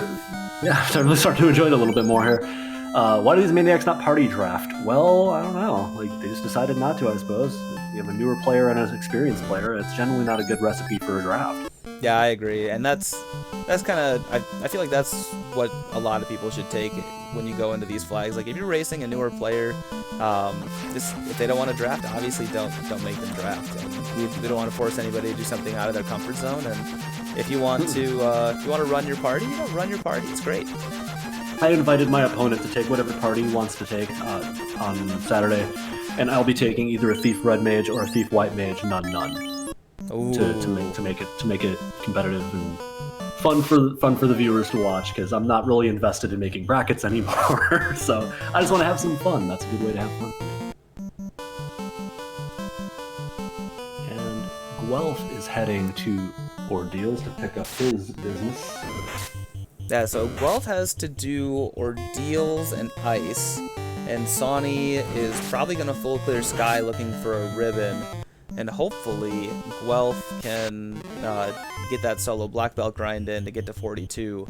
And right now, I'm putting Sawney probably a solid 5-10 minutes ahead, depending on how this goes. About that. If he keeps full clearing Sky and Guelph just go, there's a chance Guelph can catch up if bad things happen to Sawney. But it's going to take something catastrophic. And very honestly, Guelph has the safer party going into Topher with the black belt, as long as he does it right.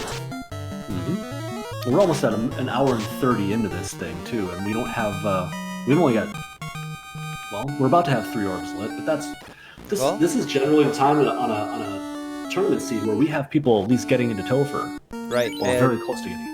It was a rough beginning, and the Thief gets taken down by stun touch. And we got some Brax coming out. We got Nuke. We got what you gonna do? Wall coming out to try and save that Blizzard and the Thunder. Brack coming out ineffective. Wall on the Black Mage. That Black Mage is too squishy, but another Nuke, 216. We know this Kraken. Oh, another stun touch. Stun. As soon as Will stands up, he gets knocked down again. Yeah, definitely feels like me. Another Brack, ineffective. That's 6 Bracks, and none of them have hit yet. That seems, or maybe it's only 4 Bracks. It still feels bad. Another Brack coming out. Welcome to the Brack Show. Broken into pieces, finally. After only 8 castings. And yes. Sawneyrath has his 3rd orb, and all that's left for him to do is the Sky Castle. Once he gets to Sky... Spells out pointing out that Will is a big fan of Chumbawamba, getting knocked down and getting back up again. There's nothing like doing a little bit of tub thumping in the evening, right? That's right, that's correct. Never gonna keep him down. And here we have the Zombie D fight. What I believe it's either a Group 7 or Group 8 fight in Ordeals. It is the Trap Tile fight in the original version of the game. Which is, when you have the original trap tiles not shuffled, I'd like taking that Zombie D fight, especially if you have a nice early Harm 3, Harm 4, or Fire 3. Like, it gives really good experience, and it's really safe because you're literally 1 step away from getting out of here. Mm-hmm. At any time. And it's only a 1 step off. It's a step off grind, but it's still... It's not too bad. For an early game grind, if you usually have the artillery to handle it, even if you get in the fight on the step off. Like if it's mummies, yeah, 1 Fire 3 is going to take care of usually all of them. Yes, and he's got 24 on that black belt, which is nice, but you're still looking... And there you go. Level 8 fast. And he's like, you know what? Worth it. Glad I class changed. Let me go ahead and get some levels so I have at least one cast of it. Also, a double dip of Lefane feels really, really bad. Mm-hmm. I mean, I know he wants fast, but... He needs fast. He needs it. He does not have a black belt. He does not have a strong melee character yet. He does need to grind. Yeah. He has to get some spell casts for that level 8 fast. Right now he's got 0. Right, and he also needs some levels for that thief in general. Like, the thief is just so squishy. Like, the thief right now, max HP, is in nuke range. Yes. At 345 HP, so you want, when you get into Topher, you want to make sure you have at least 400 plus hit points on that thief. So you're looking at like level 27, 28. Mm-hmm. So the question is here, is he going to take fights in Mirage and Sky, or is he going to... Well, we have the stake on Guelph's side. Guelph, a man after my own heart. As one, oh, there's his ribbon finally. Finally. As one of the sole representatives of Team Tyro, I am disappointed. See, I like taking my katana, and I like taking my masa. Oh, there's a white shirt too. Ooh. That is very, very awesome for Sawney. I think we were talking about this a little bit ago. He got a gold ring. He got a white shirt. Why is he putting the opal on his black wizard? I mean, put that at minimum. You want to put that on your red mage. Yeah, I mean, I like the thief having the flame armor, so for a little bit of extra ice protection. But yeah, right. that opal should be up near the top. Drops Thunderclap. Drops a gold bracelet, picks up a gold bracelet. It's like he just put it in the chest and is like, I'm gonna take it back. You know what? He's getting indecisive. You know what? Maybe I'll... Nah, you know what? No. Ooh, sure. Yeah, that white shirt's really nice. The free invis too. The problem is, your white at this point your white wizard is the only one who can cast invis too. So, do you keep a gold bracelet just to have 2 invis 2 casters? That might not be a bad idea, but that's what I would do. Yeah, with a party this squishy, of course, that's what you're gonna want to do. Right. On a fight against Kraken 2, Tia 2, hell, even Carry 2. I might just be launching out double invis 2s just to get yourself the chance of surviving a physical attack, and if you see that it's a tough one, you can launch 2 more out there, and you've got damn near max evade at that point. I think you're only 1 or 2 away. Yep, and that's exactly what you need against some of those really, really hard-hitting fiends, and sometimes the difference between life and death is, 4 hits or 8 hits, and that could be 2 invis stacks.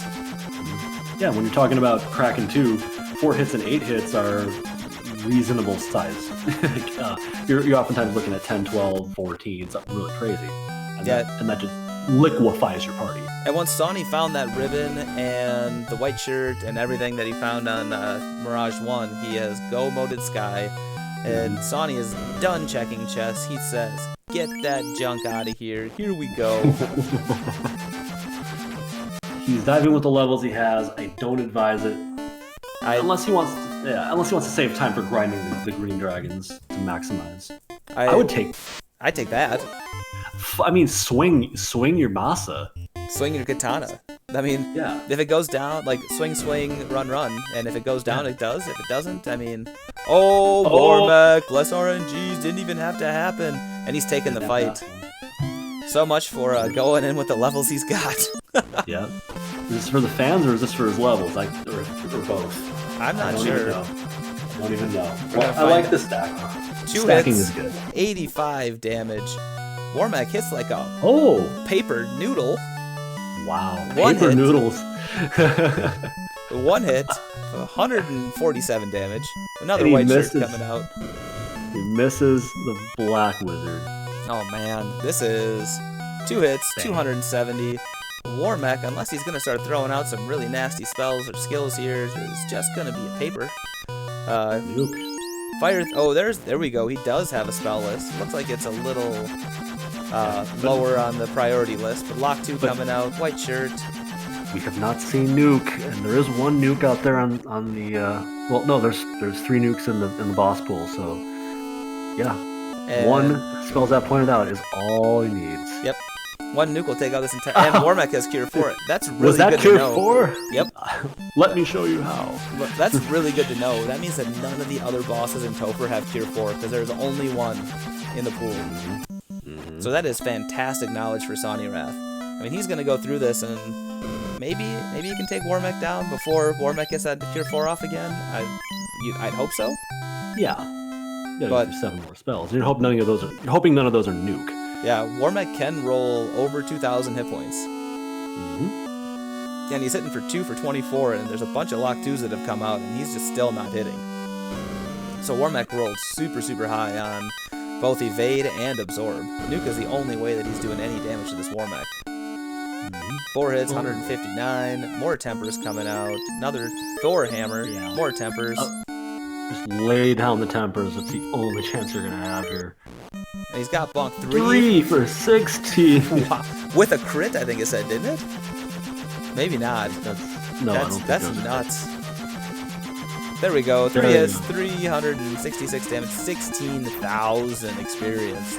And bye-bye Robot Chicken. Level 22 and 24. I still would not be comfortable with these Topher levels with this party.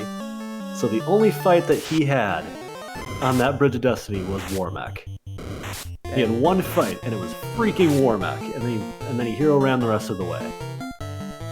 What do you know? I think all the other enemies got afraid of him because he landed that. And it looks like he's lagging now. We have the Eternal Brack here.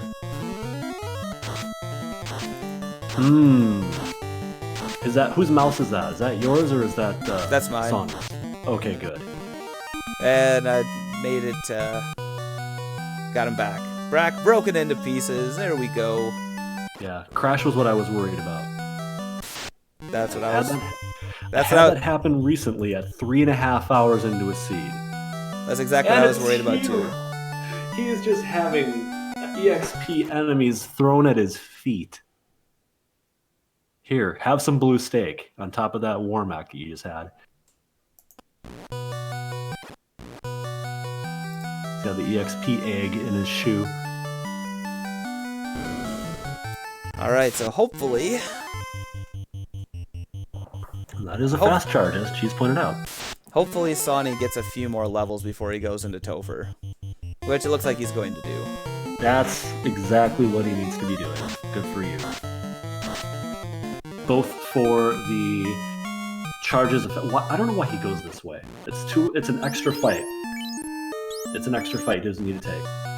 If he goes to the top, he only has to go through the lobsters. This way he has to go through snakes and lobsters. I think the Gersnakes is just the first encounter off the encounter table, off the hard reset. So I'm not sure if he's going to get it either way, but I don't know which is less steps. He could probably go top side and be okay. So either way, it's not a big deal. We're going to take down more gas dragons because this world definitely has too many gas dragons in it. For sure. And Guelph has not done his black belt grind yet, so Sawney is in the lead. He's gonna try and melee down these Gasties, which he does pretty easily with the Masa and the Katana. And they should be able to one-shot them with physical attacks at this point. On the Katana, the next breakpoint he's looking for, I believe, is 31. That sounds right. Taco Bell Dragons. I've got some Taco Bell waiting for me after this match finishes up.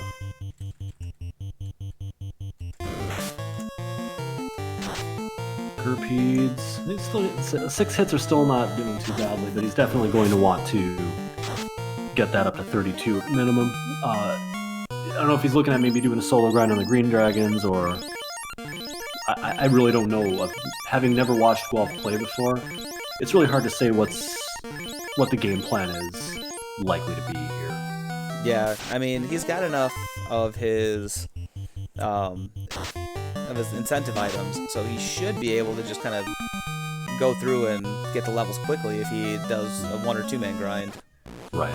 But Sawney is trying to make sure that he gets his whole party out of nuke range, he probably wants more than 1 fast charge. He probably is going for that 3. If I were to guess, I'd want 3 fast charges on my black. At least. Yeah. Because then you get 1 for each of the last 3 feeds. Because K2, Correct.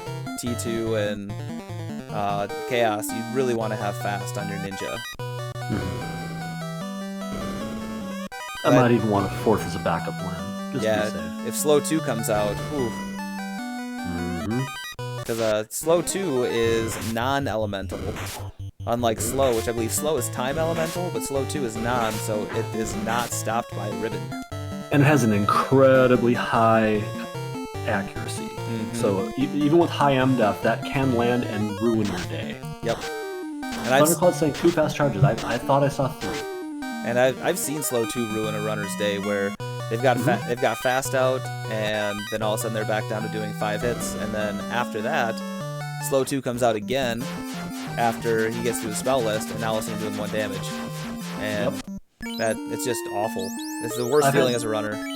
When I did my vanilla solo runs, I mean, I can't even count the number of runs that ended at Chaos because of a slow 2. I just couldn't do enough damage before Pure 4 came out again, and I died. And here goes Sawny, crushing his way through Topher. The OK Man rolled 2 hits and doing a decent amount of damage. Not a good time. But he gets away, so we'll see what Topher has to offer. Oh no! Oh no, not Zap. Zap Georges as the gatekeeper to get through the loot plate. At least he did not get first turn Zap this time. One of the last times I checked the validation chest, there was a ribbon in it, so I don't really ever let those go. Sawny is comfortable. He's got level 4 wall on his white mage who has a ribbon on herself. So Guelph doing the armory check. He's gonna find these sharks and red sahags. It almost feels like Guelph is following in Sawny's footsteps at this point. Looking for that ribbon, I'm sure. Yeah. It's the likeliest possibility. One thing we hadn't pointed out though about the nature. Yes, the Gurmadusas, 11 and 10 hits, and Gurmadusas love to hit. It looks like they did not roll anything with touch attack, luckily for our runners this time. Fire 3 I might have thrown a Fire 3 out there just for the hell of it. Yeah. Let's see, what does Fire 3 share level with? Bracket. And Lock 2. But only Lock 2 on the Black Mage. Yeah, I mean, you have nothing else on your red mage that you're going to use, or on your black mage that you're going to use the Fire 3s with. I would also do the same thing. I mean, 7 Gurmadus is a lot of XP, and you want as much HP as you can on your ninja. Yeah, more XP is always good, if you can get it easily. And that is an easy XP. Especially with Fire 3, at an easy level. Guaranteed. If you're throwing out nuke charge, it's a different story, but Fire 3, yeah, go for it. I don't think Sawny thinks he's behind at all, no. I think Sawny took his time finding that ribbon because he knew how far ahead he was. I don't think he would have taken all that time. If he thought he was behind, he would have gambled and jumped into Topher with no ribbons. Might have done a little bit more grinding just to get levels high enough to mitigate that. But no. He's taking the Agama fight, though. It's unrunnable. Oh, I see. Yep, Agama and the Red Giant is unrunnable, unfortunately, and hopefully he doesn't get too many of those because he blew a nuke charge trying to get through it. Yeah, that's not good. Well, the just Agamas are runnable, though. And that is a lot of XP that he could get, but it's just not worth it at this point. Nope. They're not easy kills. And here we go. Is he going to back row his thief, or no, is he going to lead with it? So we got a nuke coming out, we got a white shirt coming out, and we got another nuke coming out. 5 hits, 191 damage, nuke doing 336, another nuke coming out, doing 101, but Carrie says, I am nuclear, and throws one out. White shirt radioactive. Not gonna protect against that nuclear, and now we're just gonna go all out offense, I think, and another white shirt coming out, because Carrie too can hit like a truck. Another nuke coming out, 158, another nuke for 114. And we got 4 hits, 11 damage, lit 2, so there's also a spell list. Ooh, this could get rough. Another white shirt, Blaze coming out. Ouch. And bye-bye Black Belt. And Black now we're down to just a thief who can barely hit for anything. 3 hits, 3 damage. Oh. Cure 4 coming out, but a little bit too late, and Sawney's gotta take a reset. Wipey, wipey, wipe, wipe. With that, Sawney could not even make it past carry 2, so this is going to be interesting. Gives Guelph a little bit of a chance to catch up. He has 2 orbs lit. He is using that mage staff. Why do you not grind? You saw yourself having that much issue with carry 2. Why not grind more? Why not get your levels up higher? Especially with first turn nuclear, which looked like it low rolled on a lot of his light warriors, because that nuclear can almost take out your entire party. He's almost at 400, but it can take out your black mage super easily on the first turn. And if you're relying on those nukes, you need HP. Yeah, the other spells would clean them up. And Crabcake's pointing out the nuclear max rolled on his red mage. Yes. So that hurts, but it's still, you want HP, you want to be able to hit things hard. I'd at least try and get 31 on that thief to get that 6th hit of the katana. Sure. Lara saying should have bet Vorpal. I mean, no. The katana has the same crit rate and more power, so no, Vorpal is definitely not the right play there. And Guelph, blink and you miss it, Guelph has his 3rd orblet, and he is hot on Sawneyrath's heels.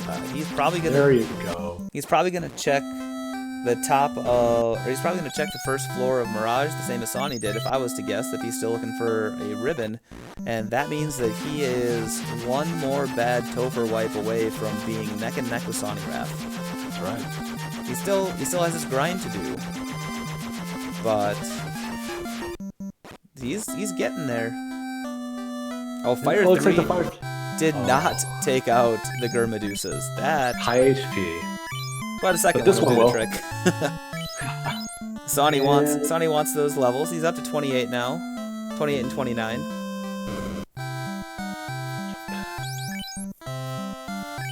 And sorry and not sorry. We're running away from that.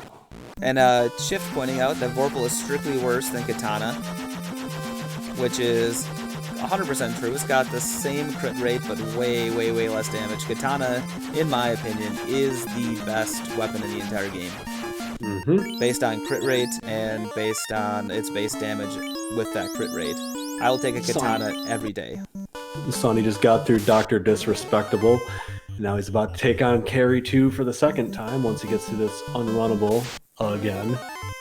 Yep, Ice 3 is the right play. He did the hard reset, and he's coming back through and doing the exact same step count. He didn't mind it the first time through, and he can get a little bit of extra XP. And he does have Ice 3, so it's nice to throw that out instead of having to use up those nuke charges. Indeed. Those are nukes on fire elementals.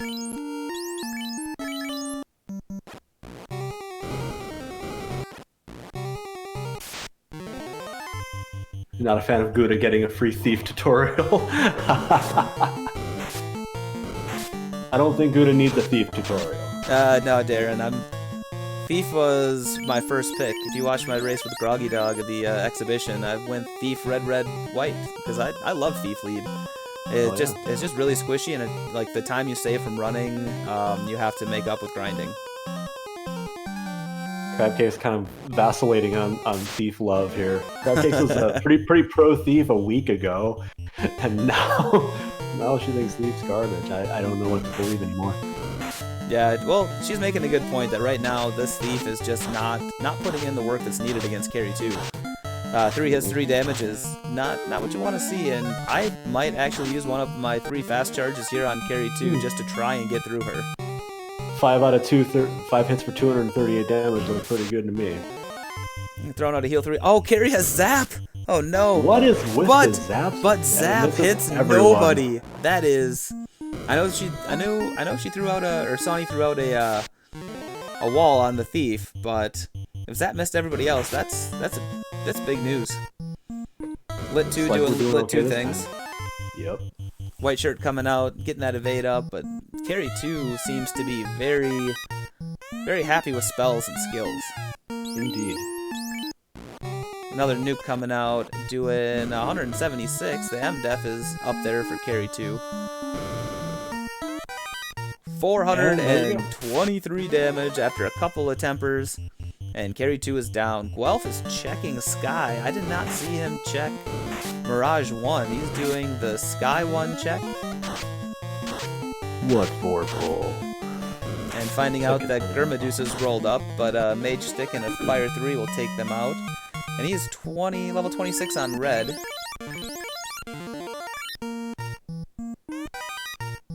Get through this water pack here. This is not fun. There's a black shirt. So now we have another person who is immune to time element, which is huge. That is great. So now we have Nuke being immune to time.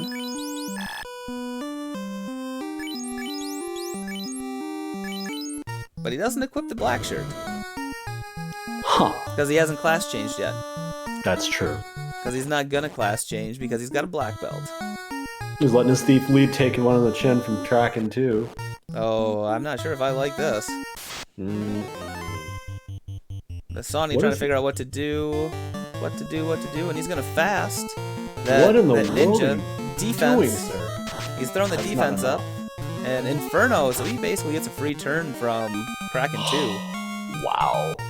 Kraken 2 decides not to instantly just take the thief or the ninja and rip him into 83 pieces, but she does to the white mage. 700 damage by that ninja though. Holy man. Yep.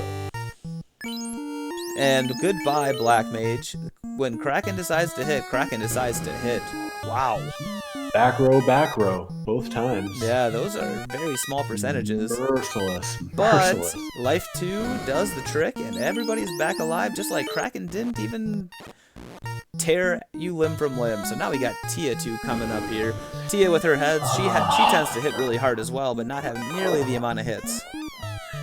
I do not understand why he's leaving his main melee on the front line like this. It's like he's never played the game before. No, he doesn't care. He just says, you know what, I get back road enough, here we go. Have fun. But he's not throwing up defense. Luckily, Tia 2 did not hit very hard on that red wizard.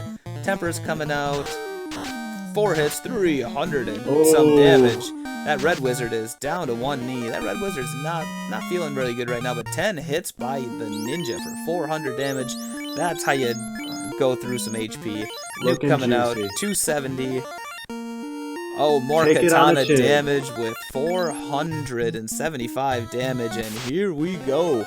Sawneyrath, gonna be the first to pull chaos. And luckily it seemed like those fiends didn't have a ton of HP. No, it didn't look like it. Kraken had more than 2 in that, but certainly they weren't rocking, high thousands.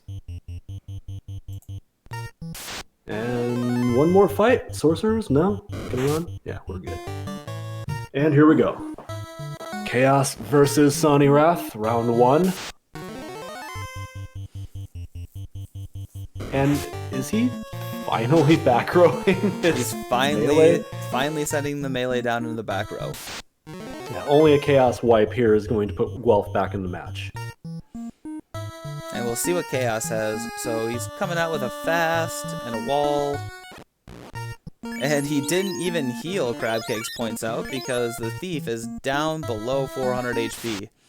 So first turn nuke is not going to be very good, especially when your black mage is also down really, really low on the HP. So we got another temper coming out. We got some more heal 3. We got some more temper, and that white mage could have used those heal 3s outside of battle, which would have helped out immensely, because then she could have been thrown out evade. More temper. Safe zone now. 8 hits, 1200 damage. I don't know why you are not throwing out more temper, Sawney, because then you follow it up by 200. That's a really, really crit. Yeah, 7 crits, as Thunderclad says. That is... It's good, but it's very rare. You're not going to get 7 crits very often. Tornado comes out, does chip damage. We got more heal 3. We got another hit. Is he out of temper, is the question. I don't know. 8 hits, he has a bomb. 300, and goodbye, Red Mage. There is your you're hit by Chaos. 3 hits. Chaos rolled up on the hits, which is just nuts. So we have a white shirt coming out finally after waiting a couple of turns. And another attack, and Chaos is still kicking. Takes out the black mage. Have you not defense? He is not defensed up. He is just white shirting and just attacking. Nuke! Low roll for 101. That is the lowest roll, essentially, that you can get. And another 1,200 damage, and GG Sawneyrath. Wow. Sawney dodged a bullet with that roll. With an official SRL time of 1 hour, 56 minutes, and 47 seconds. GG to Sawneyrath. Wow. Yeah, that nuke roll was a massive blip. Yeah, you had to have been pretty butt-puckered here with that nuke roll, because that's the lowest nuke roll I've ever seen, and you and I are both very, very well versed in your thief having 390 HP and getting hit for 390 on a nuke roll. Sorry about that, Gouda. No, it's good, Will. I mean, it's happened before. It's happened to all of us. So, yeah. How do you feel, Sawney? I mean, what was going on at the beginning of that race? You looked a little rattled. You looked a little tilted, and you looked like you forgot how to save. What's going on, man? I did forget how to save, though. I wasn't tilted. I was a little disappointed in myself for not saving more often, but the main disappointment was seeing Zap on everything. Almost everything. It was Medusa script, yeah. It was Medusa script, and I figured that out after I saw the third enemy that had it, and I was like, oh joy, that's the Medusa script. That's gonna be fun. So that's where I was scrambling to find a ribbon, and I found that first ribbon in Mirage 1 and was like, you know what? There's a very slim chance of anything else having Zap. There's nothing that's really gonna have Zap saved except the bosses in Topher, which I did see Zap from Carry 2. And yeah, I mean, overall, it wasn't that bad, with a massive question mark at the end of it, because, I mean, it was okay. And Guelph lights his 4th orb by taking out Tia, and he is... He's either going to go grind or go to Topher, but he's still playing. Guelph, still going. Guelph took a black belt and decided not to even try the Gasty tile to start with, and he decided to grind on lobsters for a little while, which was a little lobsters, rough. Honestly. Which was a little rough, but then he found out that the Gasties went down to 1 or 2 nukes and probably kicked himself a little hard. So hopefully once he gets done here, we can get Guelph in and we can ask him about that. But, so Sawney, what do you think? Are you, now that you've run, I think you've run Thief Rainbow 2 weeks in a row, right? I have. Now that you're 2-0 and you're going to be going up against, you know, well, I can't say yet because nobody has won the second match other than Shadow Walker, but you could go against Shadow Walker next week. And, and, you know, if you go against Shadow Walker next week, are you still going to go with the Thief lead, or are you going to go with a more traditional party comp, or are you going to hope for a draft? Honestly, hope for a draft. If no draft, then I'm going to run a safer party comp.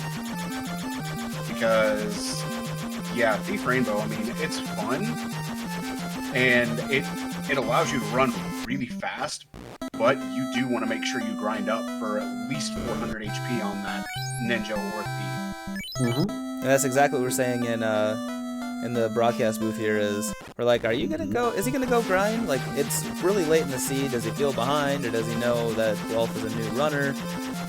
Because, yeah, that was interesting when you're sitting there just below 400 HP, and we're like, if he goes into Topher now, it's nuke range. Not every nuke roll's 101. Ain't that the truth? No, like, I looked at my ninja's health and went, nah, I need to grind just to be safe. I know it's late in the seed. There is a possibility that Guelph may be in Topher, even though he is inducting. But I knew I needed to play safe. If I didn't play safe, it was going to bite me. And that's exactly what I did. I mean, searching for that ribbon was also for playing safe. And finding it was extremely nice. because really I just checked the greed chest to see if there may have been another ribbon in there, which there wasn't, and that's okay. Right. But otherwise, yeah, I mean, things felt really smooth outside of Zap. Yeah, it seemed like once you really got your footing, that things seemed to, you know, your luck seemed to change a little bit. And how'd you feel when you saw the Georges guarding the loop tile?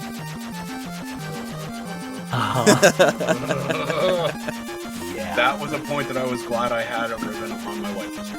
Yeah, I looked at that and I'm like, oh, what's he gonna do? What you gonna do, brother, when the ogres with Zap come for you? Run away as fast as I can, screaming at the top of my lungs, no!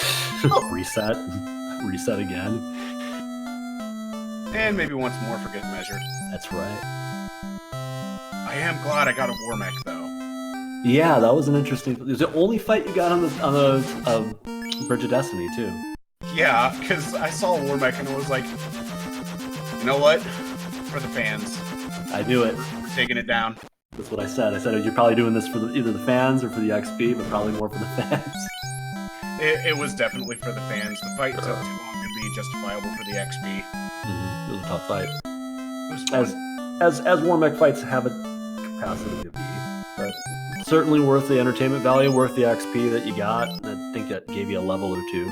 So yeah, I bumped my wizards to 26, and my ninja was 24, and I was like, nah, I need to get him to at least 27, 28. It's a good thing you had the fast charges you did. Mm-hmm. Well, in that War Mech, even though it took a long time, it seemed relatively safe. Like, he liked to punch, and he liked to not hit you with his punches. And when he did hit, it wasn't nearly as bad as it normally is when you see a War Mech and you go, oh no, War Mech's gonna hit me for 400. No, he only hit for 100, and he only had one hit, so a few stacks of the white shirt, and that was good to go. And Guelph is in Topher. Woo! Four pack of unrunnable zombie Ds greet him. Yeah, let's not talk about those zombies. Well, we don't have to worry about him anymore on your side. Let's definitely talk about him on Guelph's side. Taking care of those and getting himself, looks like, damn near 5k XP. And Nuke up to level 27, but he did not take a grind on his black belt to get him up to 32, so that is really interesting to me. Hey look, Gasties! I also don't think he checked the chests in Northwest Castle to get that Masa. Nope. How'd you feel about getting that Masa right away when you checked the Northwest Castle tile, Sawney? I was relieved because that meant my search for Katana was pretty much over, but I still went to search for Ribbon and found 2 Katanas in one location. That was great. I saw that and I went, Ice armor. that would happen to me. So there was ice armor in the validation chest apparently, and Guelph just narrowly avoids having to take that fight again. Luckily, this time when he was going after it, the Georges decided to run away from his black belt. His black belt was just too scary at this point.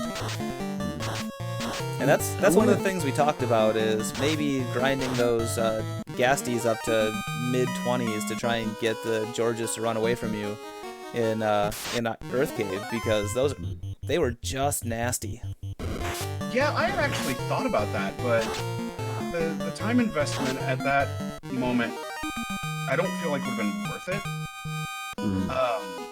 I mean, I was taking a massive risk by going through Earth with the chance of seeing Zap very often.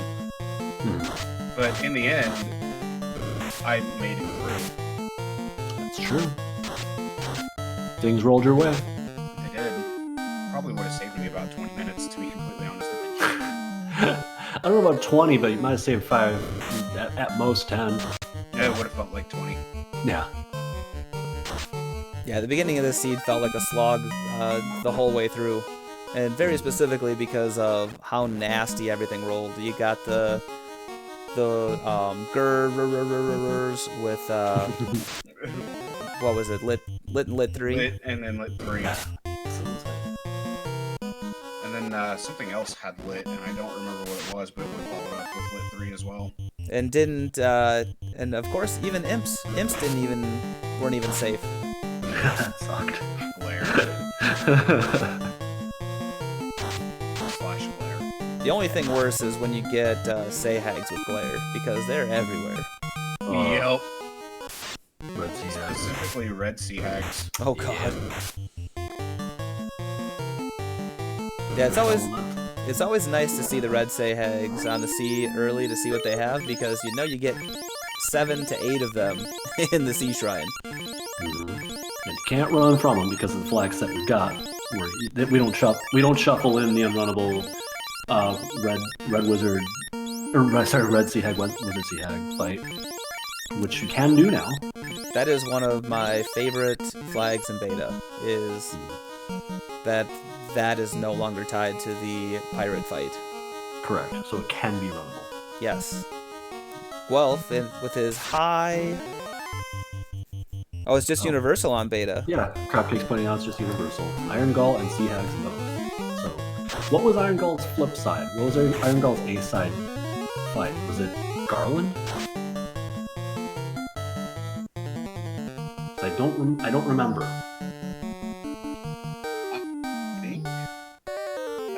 either. I think you've heard Garland, but yeah, it's going to be an unrunnable. And Fade is up to level 29, and Lich 2 is down. So Eric coming in and punching him for 500 damage. Taking this elemental firefight. Doing a little firefighting. The elements give decent XP. They do. If they go down easy, but these have not. One turn almost gets them all down. Fire and lightning.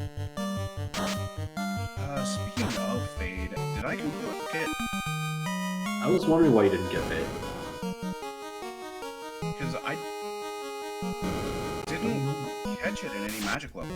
I didn't remember seeing it, which means it was probably level 7 or 8. Let's see, our fantastic tracker, MG Weirdo, did a really, really good job of looking at, or putting down every single spell, and he does not have Fade on this list, so it was 7 or 8. And I don't think you checked the level 8 shop in Lefane. Right. No, he did, that's where he got fast. No, for white magic. Yeah, that's what Fade would be. No, it was Fog in level 8, and I don't think... Did you check the level 8s in Onrak? Or in, I'm sorry, Gaia? Gaia? I may not have. I thought somebody did. I didn't know if No, it was I you did. or... Okay. But I don't remember what was there. I know Fade wasn't there. Maybe maybe you didn't go into the white magic shop for level 6 and press it. And Eric's hitting Carry, 5 hits, almost 200 damage. Carry rolled super high on the absorb. Luckily, doesn't hit very hard, and decided to punch this time instead of first turn nuclear, which is exciting for Guelph. The Zeus Gauntlet coming out, 25 chip damage. 5 hits, 387 damage. It would have been really nice to get the 8 hits on the black belt, but it's going to be a little out of the way right now to do that. We're just going to punch and wait. What you gonna do? Well, 4 hits for 106. That absorb on Carry 2 is just nuts. Mm-hmm. 4 hits, 165. Yeah, it's not a 32 black belt. It still should be hitting pretty hard. Yeah, Right. There we go. And Carry 2 goes down, and Guelph did not see the zap, did not see the nuclear, so that's really good on Guelph's side. Mm-hmm. And that's just the way that Final Fantasy Randomizer goes sometimes, is sometimes you see nuclear and zap, and sometimes you get punched for nothing.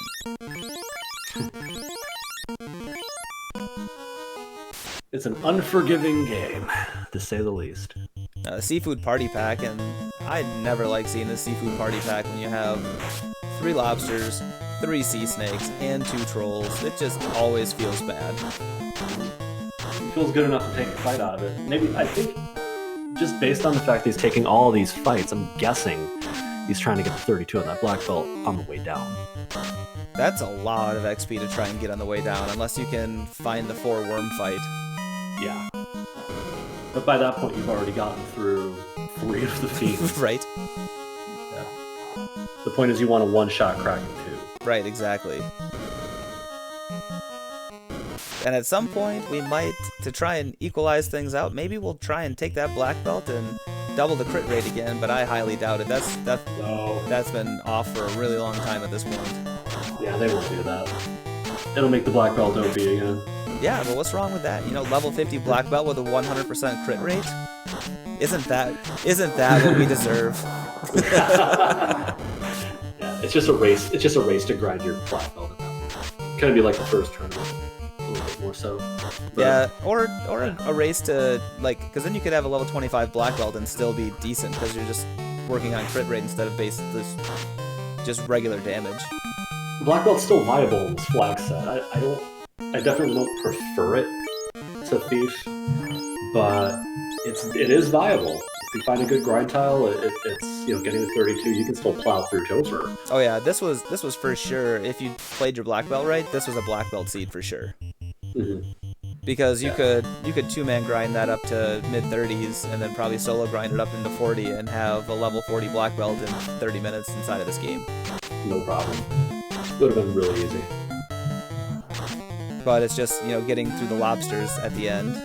Or, Right. Sawney, you never saw the iron gold tile that was down in the three chest room right before Lich Floor. Yeah, the canoe room. Yep, the iron goals were guarding the canoe. Not very well, because you got it without meeting them, but that's where they were. And on top of it, they didn't have a ton of HP. They went down to one nuke. Guelph survives with his black belt and his red mage, so he has life access still. And that's all that really matters. It is, and here we go. Is he gonna make it through Tia 2? Tia 2 didn't seem to have a ton of HP, and Guelph isn't nearly as far behind as at some points it felt. He did a really good job of slow and steady through this, and as a duckling, he's putting on a really good show for everybody. Yeah, you can finish about 20 behind Saudi here. Okay, maybe I didn't check I thought you did, but I thought I did too, and that's what it is. yeah. We got Tempers coming out. We got... What you gonna do? We had a defense come out to start. Is he gonna keep tempering? We're gonna cure 4. No, we're not. We are going to... What you gonna do? Invis 2. Get some more defense out there. I can appreciate that. Yeah, he probably checked level 8 black because he was looking for fast, and you're not really checking level 8 chests or level 8 shops to look for fade. I thought level 8 was fog. Was it like fog or invis? Lefane was fog. Yeah. We're talking in Gaia. So heal 3 comes out, and Eric is back up, and he's punching again. 6 hits, 1,300 damage. And Kaboom. Down goes Tia 2, and we don't even have a level 32 black belt, and just a couple of tempers, and he is doing some massive damage, because he still gets 6 hits. Back row your black belt. Yeah, we'll see if Guelph knows to do that or not. Should have been doing it for the last 3 fights. Sawney, question for you. Why did you stop throwing temper out after 1/7 crit hit on Chaos? Because at that point, I figured Chaos's absorb was actually quite low, and it turns out I was half right. If that makes sense at all. All right, at 2 hours and 15 minutes, Guelph is pulling Chaos. We're going temper, and we're going defense. No, we're going bonk. All offense. He's just gonna bonk it, but Chaos comes out with a tornado. Invis 2 comes out. Temper comes out. Power bonk comes out. Increase that accuracy a little bit, and we're gonna go with more Invis 2, and we're gonna go with more temper, and we're gonna go with more temper, and now it's time to start punching. What you gonna do, brother? 4 hits, only 319 damage. Nuclear comes out by Chaos.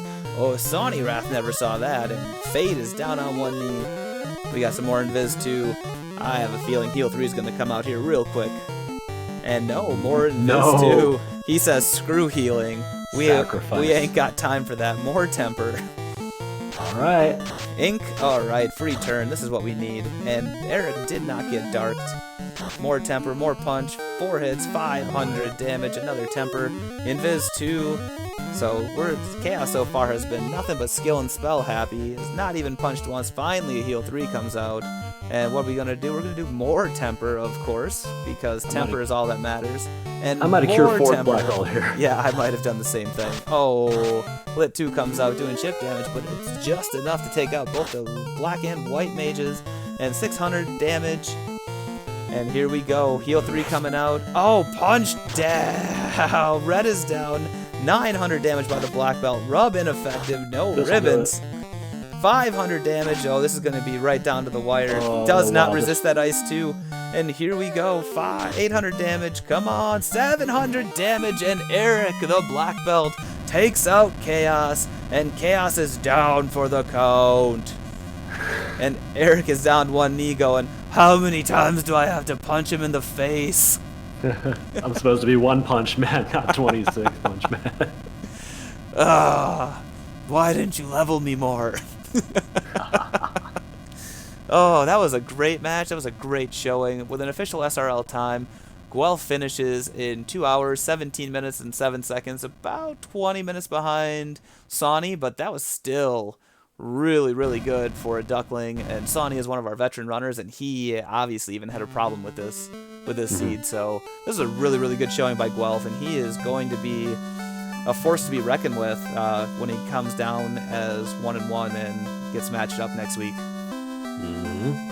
It was a sloppy seed, and there was some sloppy play, but I think it's such a curveball that it would have been hard to keep your bearings about you and do the right thing, quote unquote, in all these different circumstances. You just kind of threw the kitchen sink at everything that it had and hoped that things came out the right way, and it did for Sawney, and it eventually did for Guelph as well. So let's see if Guelph wants to join us here in the broadcast booth for an interview.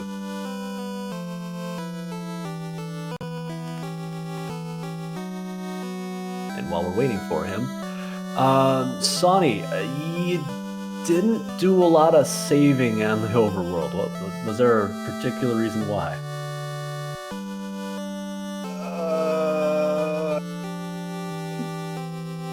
There really wasn't any reason. It was just me trying to kill, literally.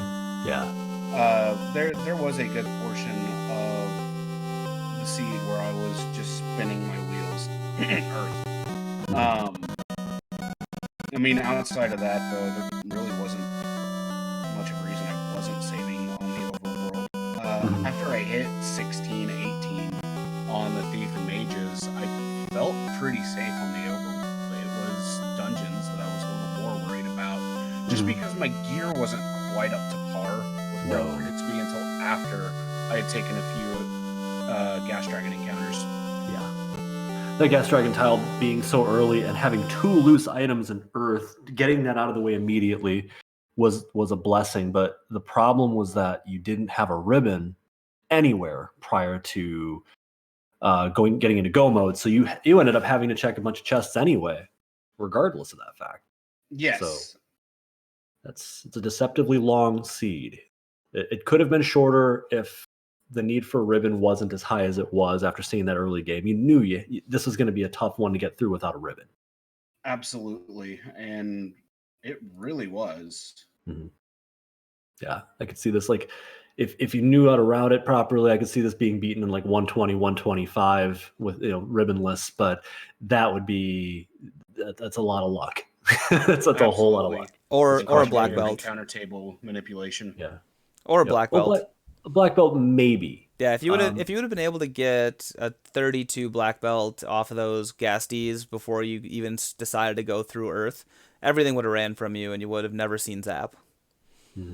So I mean that would have been I think the only way to get in the 120s is this was a 120 black belt seed, which is rare. I think a black belt, like properly played black belt, like a Greggly Puff black belt, would have probably just wrecked the seed.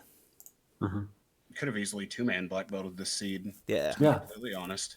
Black belt red mage would have been pretty damn good party. Absolutely. That is I remember seeing Mr. Burt Reynolds himself playing that earlier, and we are joined by Guelph. Guelph, how you doing, buddy? I'm doing all right.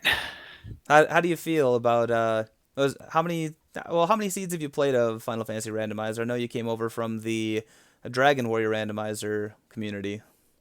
I played several. Couple years I was into it a bit more, and then kind of took a break from gaming in general, and just this past year was getting back into it, and Very nice. came back over to FFR. But I am tired of loose items in Earth Cave. I don't know if any of you saw my seed on Sunday. Both loose items were there in that seed too. Oh no. Jeez. So I am 4 for 4. That is really bad odds, and that is the way that you can get yourself into a really, really bad idea of how to play the game, because every single runner, Earth Cave is always last, unless you're forced there, which in this siege you were, Right. but man, that's rough. I was kind of gambling on being able to just pull the incentive item the first time in, and if I was still looking for loose later to go ahead and full clear, but the seed said no. Had to take it all at once. Mhm. That's a good thing. Like, it could have sent you on a bunch of wild goose chases if you had done it any differently, but you did the right thing. Sonny did the right thing, and Yeah, we went were down through. waiting for you guys to just grab the item out and then go full clear C, because we did C last week, and we're like, please guys, do not go full clear C. Like, you're here, you have Rod, just stick with it, and you guys both did, which was great, and that's how you pulled out the items, and that's how you moved on with the seed and never had to go over to Mermaid side, which was awesome. I'll be honest, if I hadn't found the crown in the on-rack shop, I was going to take out a lot of the C. I was going to hit both sides of C. It's a good thing you found the crown then. It's been a huge time sink. Yeah. And maybe I would have found some ribbons down there. That probably would have been nice. Yeah. Out of both of you, there was only one ribbon that was found, and it was Sawney on Mirage 1. Yeah.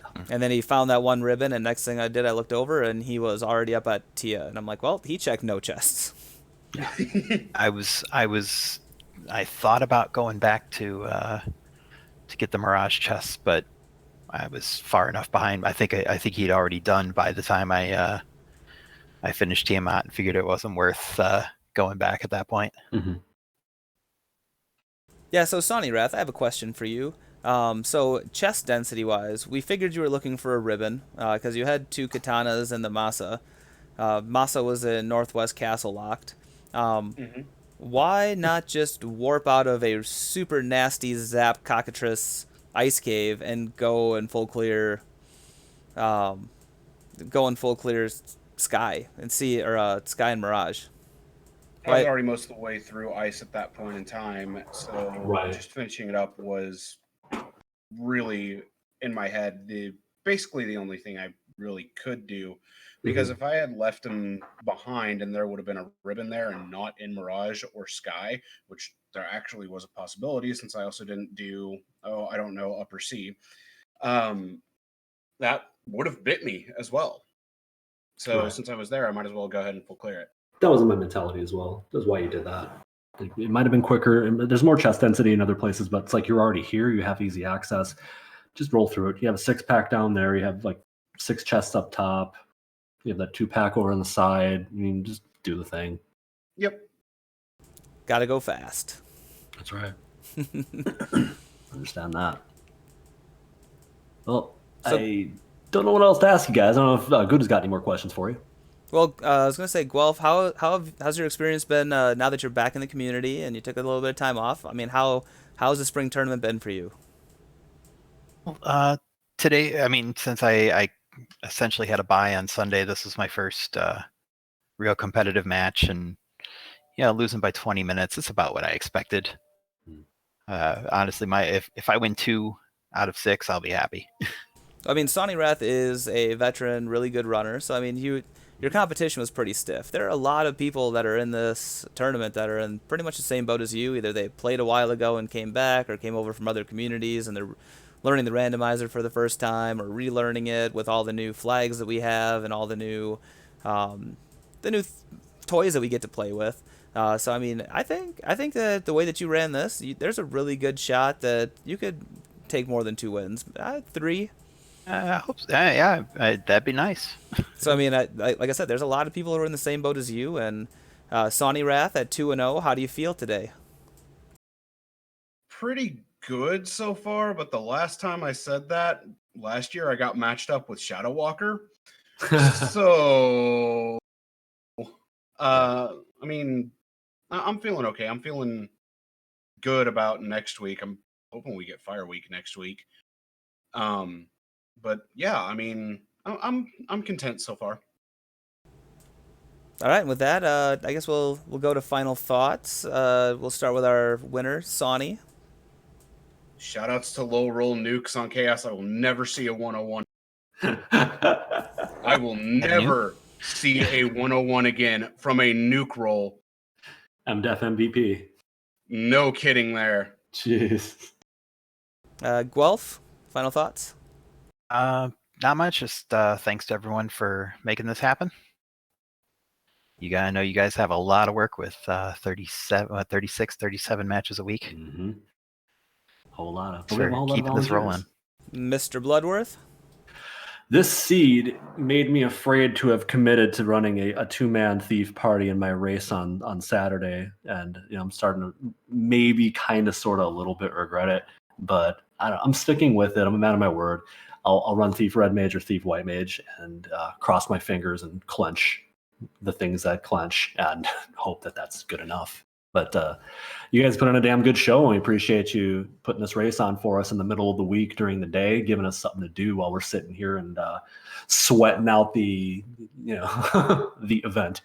And you are coming up on week 3 next after this. What are you going to do in the downtime between now and the next pairing announcement? Probably split a few a few sky seeds and a few fire seeds, and cover both bases. It's a good idea. Same thing, Sonny? Truth be told, I'm a raider in World of Warcraft, so a lot of my free time has actually been going to preparing for Mythic, because I'm going into that apparently. All right. But in the actual free time I have that's not dedicated to that, it's going to be splitting up time between fire and sky seeds. Seems like the wise thing to do. Love it. Well, I'm good at set us off here. Yeah, I'm good at 632. I'd like to thank everybody who's in chat. We got Falconic, MG Weirdo, Cheeseinator, Wab, Grendelicious, The Space Drake, Lyra, SRL, Uriel Man.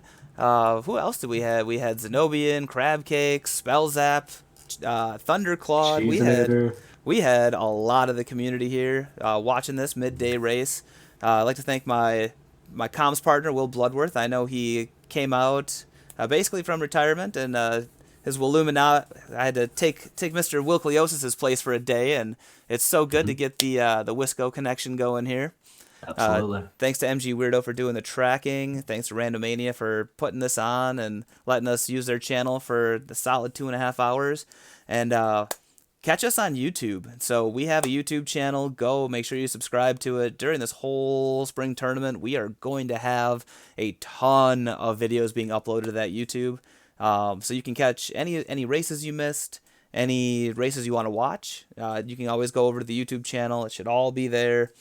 Other than that, look forward to the rest of today. We've got Ikbin Maya versus Sealy Faye tonight at 6 p.m. Eastern. That is also on Randomania Prime. We have some races going on tomorrow. We've got some Dragon Warrior Randomizer, some Final Fantasy IV Free Enterprise. We've got Uriel Man versus Demon Frog tomorrow night. Falconic posted. He's got the Couch Bowl coming up on Thursday. We've got 34 more races to go this week. It is gonna be a fantastic week of racing. I am super stoked. I'm good at 632. I was here with Will Bloodworth, and we'll catch you guys on the flip side. Peace, everybody. Thanks for coming out. See y'all later.